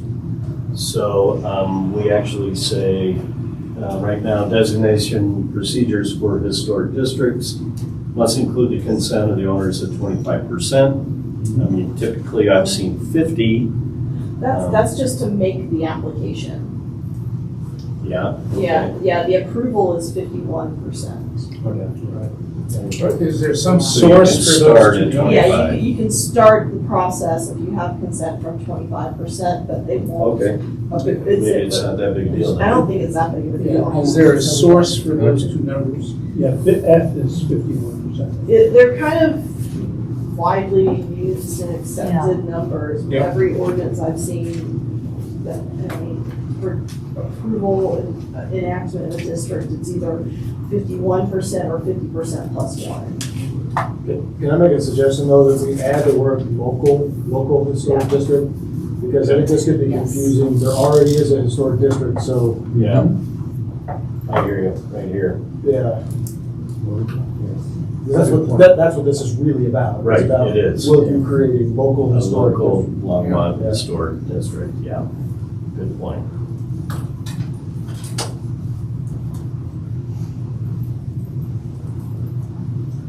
we provide a little bit more details on design guidelines that they have to be consistent with Secretary of Interior standards for the treatment of historic properties. Should be required for all local districts. And I wanted to ask the question, just because the development of design guidelines is complicated. Should it be a requirement that if you want a local district, you have to have guidelines? Or could you have a local district whose guidelines are simply the Secretary of compliance with the Secretary of Interior standards? Because that would take a pretty significant, I mean, if you're talking about cost, the cost to develop a set of architectural guidelines will be high. Is it adequate enough to, because basically that approval is going to come back to this commission, which theoretically should be familiar with those guidelines. So is it necessary that someone could decide to, Yeah, well, in addition, propose guidelines, but not necessarily make it mandatory? I thought that the listing is optional there. No, it's required. Additional guidelines? Design guidelines are essential element. This additional guidelines, if desired by. Shall be developed by the applicant. For all If desired. additional guidelines are optional, but Additional design guidelines are guidelines are not. You actually need a comma after owners. Oh, yeah, that is weird. That's weird. That is weird. Isn't it? Well, And, so either way, it's unclear. Yeah. Yeah. Well, Jennifer, the thing we about don't have any. what I'm reading, Steve, is that it's the Secretary of the Interior guidelines. However, if the owners decide that they want to come up with additional guidelines, and working with the staff and others, they can do that, but then that's all part of the approval process. But if they don't want to do it, they just use the, I'm not sure I agree. So it says design I think guidelines you're right. consistent with the Secretary of Interior standards shall be required for all districts. that's right. So well, But that doesn't say that, it implies that a design guideline need to be So created. let's be clear, the Secretary of Interior standards are not design guidelines. Right. They are a Just set of criteria. 10 criteria that you need to apply to have appropriate preservation practices in place. So the design guidelines are going to be, do you want to allow 3-story buildings in your district? Do you want to have at least 25% of the front facade of a building be brick? Do you want to allow stucco? How do what do the windows need to look like? Is So it those are Mediterranean? Is it design- craftsman? Is it- Okay, so additive, in other words, are the interior guidelines, and the guidelines we're talking about, additional guidelines? Or could they wind up being somewhat inconsistent? No, you would have to make the design guidelines, which is the more specific to your neighborhood, to your district, comply with the Secretary of Interior. So they're additive, Yes. always additive. Yes. They'd be different for every district. Yeah, exactly. Every district would have their own, potentially, Okay, their so own design let's guidelines. assume, for the sake of discussion, that the district doesn't want to have any additional stuff. And they should do a So conservation this overlay. first sentence then Yeah, then they should. doesn't make sense, because they don't, you're saying that the Secretary of Interior doesn't have design guidelines, so how can design guidelines be consistent? Because That's a big problem. they have to, your design guidelines have to comply with the larger, more conceptual Hermetic Secretary, guidelines. Yeah. yes, Secretary Okay. standards. All right, So so, they can't deviate at all, essentially. so the Yeah. second sentence, Or design it's a guidelines consistent Inverse pyramid. with the Secretary for Interior standards for treatment shall be required for all districts. Don't go any further. Is that an okay writing? That's what I was asking, Yeah. additional to what? Does that make sense by Right, yeah. itself? Because you were talking about criteria before. It's criteria, not guidelines. And I'm just wondering, So forget maybe the it's- second, Yeah, forget I mean, everything that- after yes, additional. That last, the additional I'm guidelines not bit talking- is a little bit I'm confusing. not talking about Yes. additional.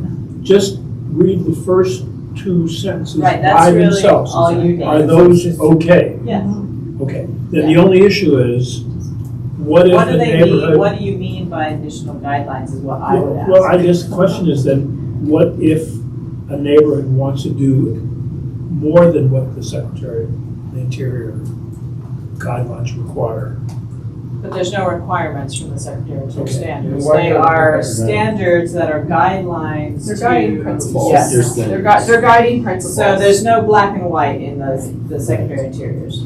It's It's, You just have to be consistent with the Yes. Secretary of Interior Yeah. standards. All right, so then that whole additional guidelines is redundant. I mean, that would be, I would suggest that maybe the additional guidelines are if you want to really get down into like percentages of, brick that you want and what type of stucco. I mean, you could get real specific if you really wanted to. fly but anyway. Nobody would approve it. That's So, you know, wait, in the still case of bothering me because I'm still wondering whether the additional guidelines Do we are just, intended to be additive to the design guidelines. I mean, what are we talking about here? Design guidelines, that's, I can understand that, but additional guidelines, additional to what?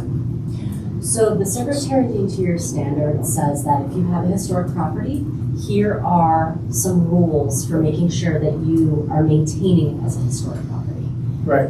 What we're talking about here is like, okay, so I've got these rules. If I need to replace my windows, I need to replace them in kind, right?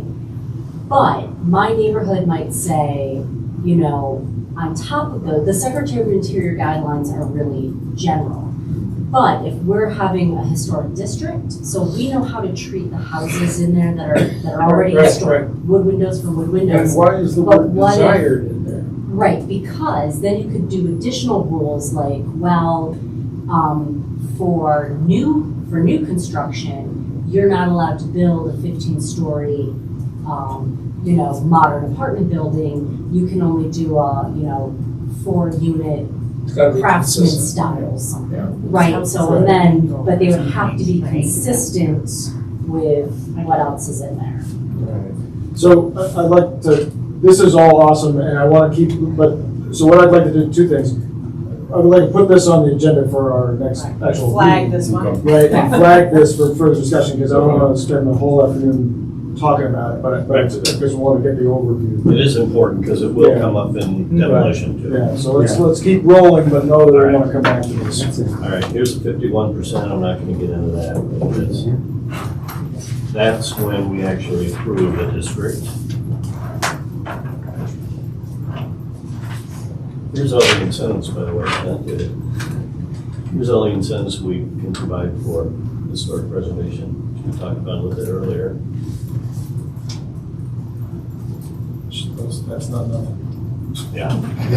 That's not- Right. Yeah. That's what I was saying. Do that.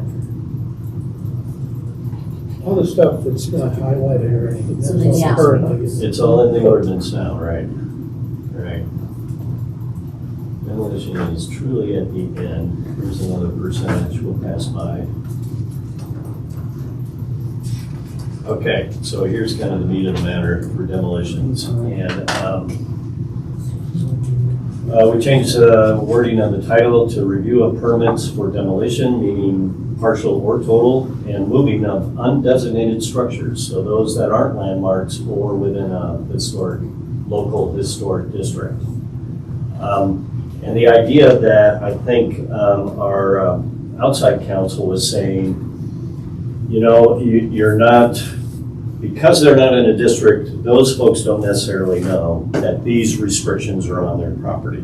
So we're just hoping they come in with a permit and we say, uh-oh, wait a minute, you have some potential, and we're gonna delay your permit to demolish partially or full until we go through a process to see if it's worthy for landmark status or within the district. Could they have taken the property, meaning bought the property without notice? Yes. Right. theoretically though, if it's a landmark, it would show on the title report. Well, However, the answer is no. landmark, okay, Not- yes, but not for, so if they have to go through this. These are undesignated, These are the so undesignated. they don't have any of that. Well, Unless do they we have have to a right to reorder. do that? Why are you smiling? I'm trying not to get too It's very self-satisfied. Are you informed about your setbacks when you buy a piece of property? Or, I mean, there's a lot of stuff you can argue. Yeah, This is- ignorance of the people law don't- is not. Yeah. It's not excused. Well, the difference is, This is too major. I'm in an RSF, so if I knew enough, I could look at the zoning code and see what the rules are. But if you had no idea that you're potentially 50 years old, and you meet some criteria, that new rules apply. So anyhow, the only reason I'm saying that is what I've tried to do in this first paragraph is winnow down that 50 years old into an area, and I looked at a number of surveys that were done in the original town site, and it referenced this period of significance for Longmont, which was 1898 to 1953. I don't really know why, Why 53? but it was probably a growth period for the city of Longmont. That's pre-idea. So it reduces now down that area of properties that potentially would have to be, go through this process of, if they're messing with it. It's kind of a big change. I'm hoping that legal say, oh, well, now you've reduced potential liability to the city. But Can I ask if that survey thing you looked at was written in 2003? I looked at the individual surveys of the landmark properties. Okay. That's where I got it from, and it was a consistent theme. And I don't know if it was all written by the same person, but I don't know. You're asking, how do we define that? Because sometimes if a period of significance goes up to the present, you just say 50 years from today. So if I wrote something for today, but then if we're having this discussion in 5 years or 10 years, Right, exactly. that 1953 I was wondering, level. it shows 53. Yeah. So just wondering. Right. Maybe what it was. Are we gonna have another area of significance? Yeah, because now it would be there? 700, so. Right, Right. it'd automatically be 20 years. I know, doesn't it? I don't like the Are we fact that- Really, protected? I mean, that's kind of why we use the 50 years or older, is Because because it then you're moves. not, It's a rolling yeah, it figure. moves with, moves appropriately with the times. Yeah. So then you're not having to revise this every 5 years to like bump it up again to whatever date it should be. Right, right, So, just thought. That comes back to the yeah, possibility of sending letters out so that every year, Yeah, somebody the knows. properties that become part of this get a letter informing it's them. interesting, because Oh, yeah. do things become significant in 1 year? Possible. Everything becomes significant within the, no, I mean, it depends on what the period of significance is. I say like what the determination of why this period was significant. Like if you're just talking about a building and it's beautiful and it's a perfect example of, like craftsman architecture, and it was built in, 1910, then its period of significance is 1910. It's not 10 until whenever it gets torn Right. down. It's Right. that year. So there's a reason for a period of significance. But as Holly said, with sort of larger periods of significance, they are required by the National Register to stop at 50 years. Mhm. But you would then do an update, Right. or not, Is there any depending on why. way to argue, just because this particular limit is on the original town site, that it makes sense to put a cap at So then you're saying that nothing built from 1953 onwards is or will ever be significant? Yeah, I understand. Yeah, I'm just- so that's the Yeah, I don't think problem, that's yeah. right. So, No, we can take that, No, I mean, I can think it's Well, nice then we can buildings take that, downtown, built back Warren- then, like Warren Wayne Gaddis neighborhood building, that's the on the brick arches. west side and of stuff. town. That's kind of I'm in that landmark neighborhood, someday. so Oh, that yeah. means I have an They're idea. building- they're building Those now. houses are Highly built to significant. 50s. But if we wanted to do like a historic district in there, some of those are, 49, 51, or 53, but then how would we deal with the stuff from like 1954 to 1958, right? Like, Mhm. so you might be making, we might be making neighborhoods that we already have some identification that they're probably historically significant, we'd be throwing barriers in our way to create a historic district or a conservation overlay. I don't know if this applies to. Well, this would only apply to demolition, but Okay. your point taken that we could lose resources, right? Yes, Yeah. yeah. Okay. Another point, it says from 1898 to 1953. My house was built in 1886. There's one on the corner, 1872. The building down the street here is built in 1865. That should start with 1865, if you ask me, not 1898. The oldest building I know of in town is 1865. Yeah, that number came from the surveys that were done in the original town site, the individual surveys that were done for landmarks. My landmark is 1886. So I At could. a certain point though, you wouldn't want a Yeah. loophole that would take out Right. the oldest building in Yeah. town. Yeah. Oops, Right. not significant. Should start with the oldest building in town, I would think, which is 1865. Or the approach is we could go back to the 50 Yeah. years. Yeah. I think But so. a stronger determination criteria is within the period of, well, no, because that's still, I would think that's still in the period of significance. I don't know what makes this significant and others not significant, but Yeah. if 1898 is significant, I would think 1872 would be the same. I mean, your survey plan would help with that. yeah. Yeah. Revisit that, Get and back to this. why, yeah. That's what I was wondering, whether the period of significance is defined as 1898 to 1953, or whether those two periods of time might be different. Again, it's about. The way it's written. I don't know why, it could be I both. don't know why it starts at 1898, that seems quite late. Yes. Can you take out the dates? Take out 1898. No, a period of No, significance have to have significance is too dates. wishy-washy. Yeah. You need, Well, if you can't take out the dates, then the period of significance has to be an accurate representation of those dates. right. Yeah. Your point is you take out the dates, you take out the period of significance Right, term but, altogether. and yeah, say any there's no structure point fits to the all. period of I would significance, say because you're 18 not stating a period. I would Or say a significance. 65 to So, 50 years prior to the present, is what I would say. yeah. But then council's not gonna be happy with that, right? Well, It's that's too back to what it loosey-goosey. originally was. Yeah. And But all that I'm trying doesn't to do make is it make a worse. stronger case to put restrictions on properties that are not part of a designation. I'm not sure how that's Yeah. stronger though. Good.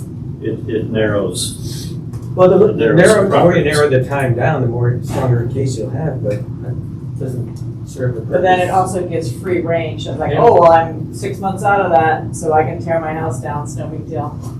So, it's, yeah, it's it's just tricky. an idea. Very- I don't sense anybody likes that. Sorry, it's going down in flames. All right. All right. So I do have a note, Say- though, the survey plan would help determine the Right, period of it significance. seems like we need to Yeah. revisit and actually have a period of 1898. significance. Yeah. So So what? tell council to approve some dollars on the Yes. survey and then we can Fix this. We'll push this out further. But No, that's all get this right. done and then push it out. It should be done right. Revise it to, okay.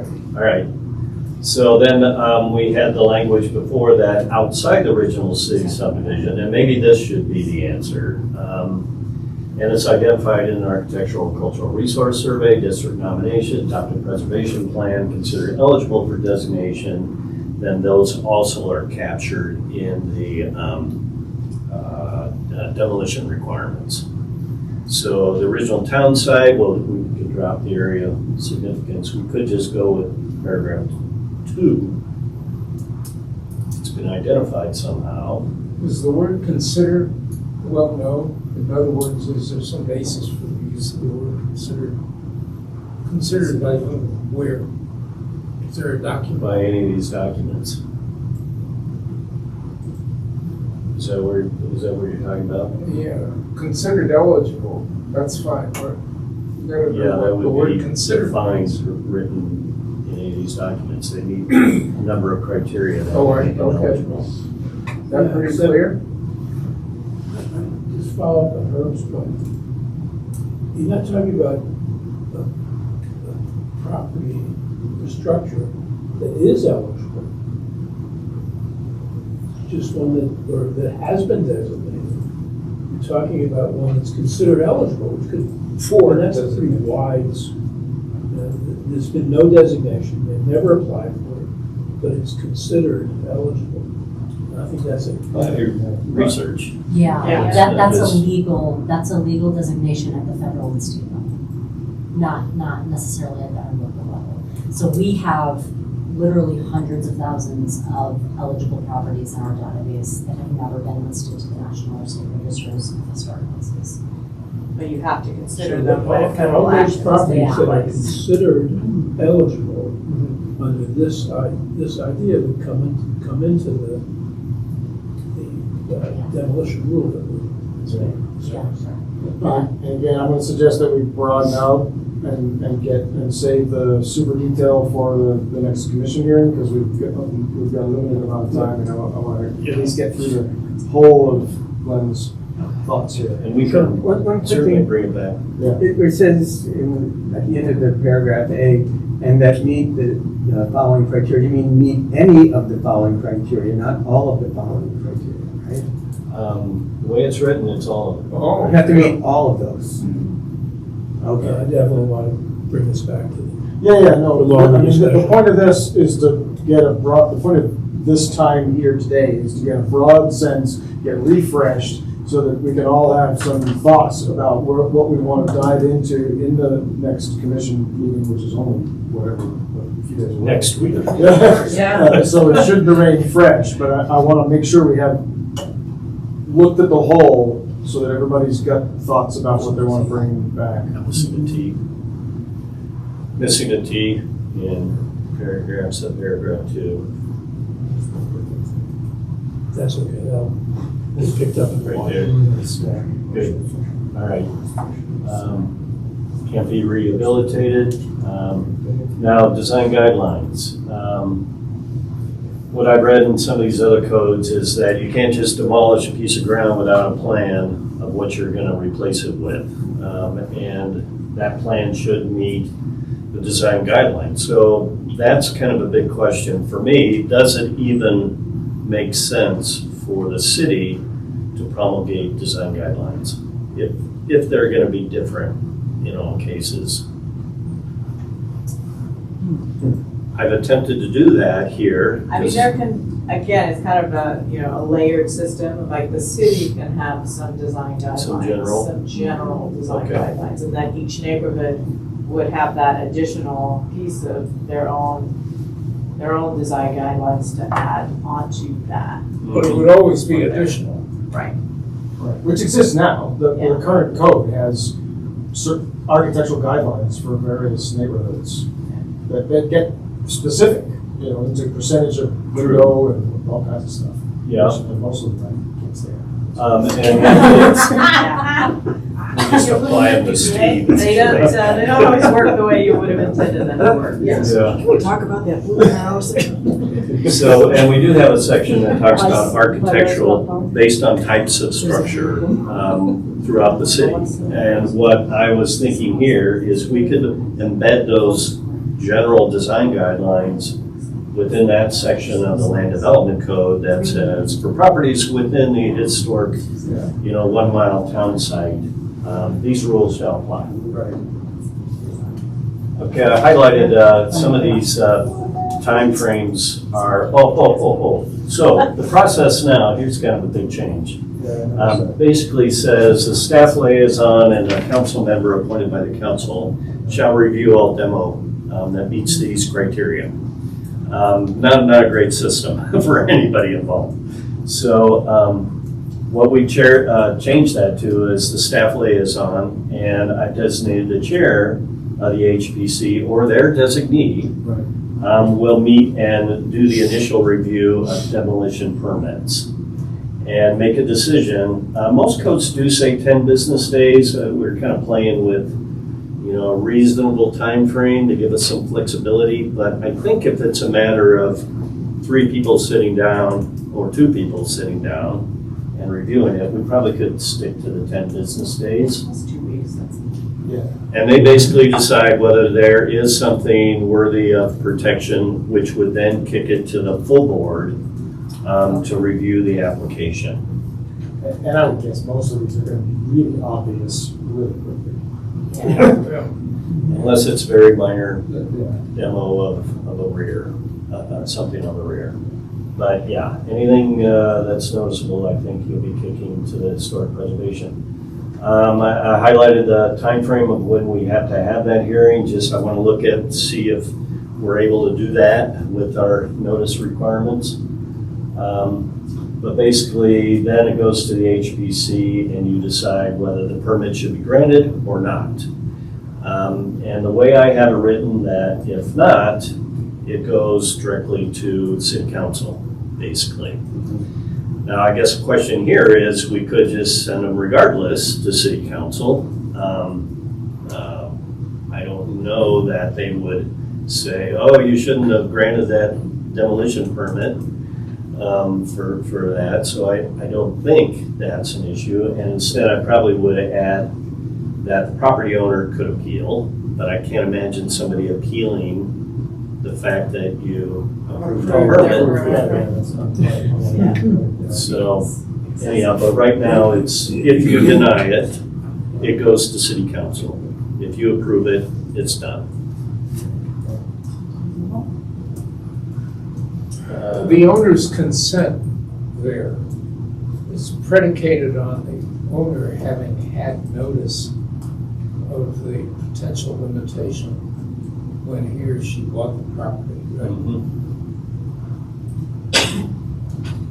Well, not necessarily, because Well, yeah, this says it could be designated a landmark without the consent of the owner, which means that goes to another section that says it's so historically significant. There's a Well, process to bring it Wouldn't that be forward. illegal taking in part? one, I suppose, could argue, but we have we have code language to that effect there's Right. an existing It's in ordinance. the code right now. And it's in most of these codes, but yeah, we certainly heard that term come up, but, It sounds like a problem. I'm not an expert in this particular area, but that sounds like a problem. If there was no notice, and notice is of two kinds in this situation. It's actual notice or what we call constructive notice. That is, the person taking the property would know if they had done reasonable research, given all the facts and circumstances. Then they would have constructive notice, whether they had actual notice or not. But if the situation here is neither actual nor constructive notice, we've got a problem. That's why it rarely ever happens. That's good. I mean, sometimes, yeah. Sometimes you have to do what you have to do. and but, so I think, yeah. well, you erased everything. I wrote it down. I got a picture of it. Okay. We talked early on about sending out notices. Yeah, exactly. Right. That's why that notification piece is so. It becomes really vital here. Yeah. You're absolutely right. And there's other code changes that occur that everyone who is a property owner is affected by, and so this would just be a question for zoning changes across the board, and something you all deal with. Division 1 did exactly that. Exactly. Zoned the entire city. That's Right. right. And so, And I don't remember getting a notice on that. no. Some of those kinds of That's things, the statement uh, that's span which are in the nature of public interest, Nobody told me are that. one thing. Yeah. So you can post acquisition, have some limitations on your property because of public interest concerns. This is not. I would Well, argue I- that- that it is. Very much Yeah, so. but it's about that. different. Why do we have a historic Well, preservation but here- commission if it's not of Exactly. public interest? Well, it's a different We're different, kind we're of on to the public maintenance. interest. We got Okay, to I'm get sorry. that. Yeah, we do get kicked out of this room in 10 minutes, and they've proven that they are very strict about this. So we have to, Maintenance get requirement. that little scanner to work, so we're stuck here. We've never been here. We're gonna move on. Yeah, there's still some. You missed some drama as well. Protest at the library. Glad I came late I then. have to log in here, but it didn't work. So this is Demolition. demolition by neglect. Ah, here we Yeah. Um, Okay. And we actually were helped by outside counsel to draft this language. The city intends to preserve from deliberate, inadvertent neglect the exterior portions of designated properties and all interior portions thereof that, I guess, structurally may harm or speed up the deterioration. No owner, lessee, occupant of any historically designated property. Again, now we're saying designated properties and not Yes. anything And else. not Right. eligible. Right, Right. yes. And not what? Designated. Oh, eligible, gotcha, thank you. Okay. So there is notice. Yes. And then enforcement and penalties, which we didn't have before. This kicks you into another section of the code that basically says, if you violate this section of the code, you are potentially subject to a $500 fine, 90 days in jail. It's not great, but we also added in, you could also be blacklisted as far as permits for a period of time, which we have seen in other codes. Yeah, some of them are up to 5 years. Some went up to 5 years. Yeah, So, I yeah. think just an internal discussion, we thought maybe that was. A bit much. No, I think that piece is more important than the fine and the jail. Yeah. Yeah, I think Well, so. especially $500. That's Yeah, I not know, gonna it's deter like- anybody. Well, whatever. I've never seen anybody go to jail for anything like this either, so. But then you also have demolished sites sitting there for 5 years and everyone has to deal with it around Yeah, right. So that's it. That's where we are, but I know you're seeing it for the first time, and we can discuss it, continue the discussion at the next regular meeting. All right, well, thank you. Thank you. Appreciate You that effort. I think it feels like we are making some progress.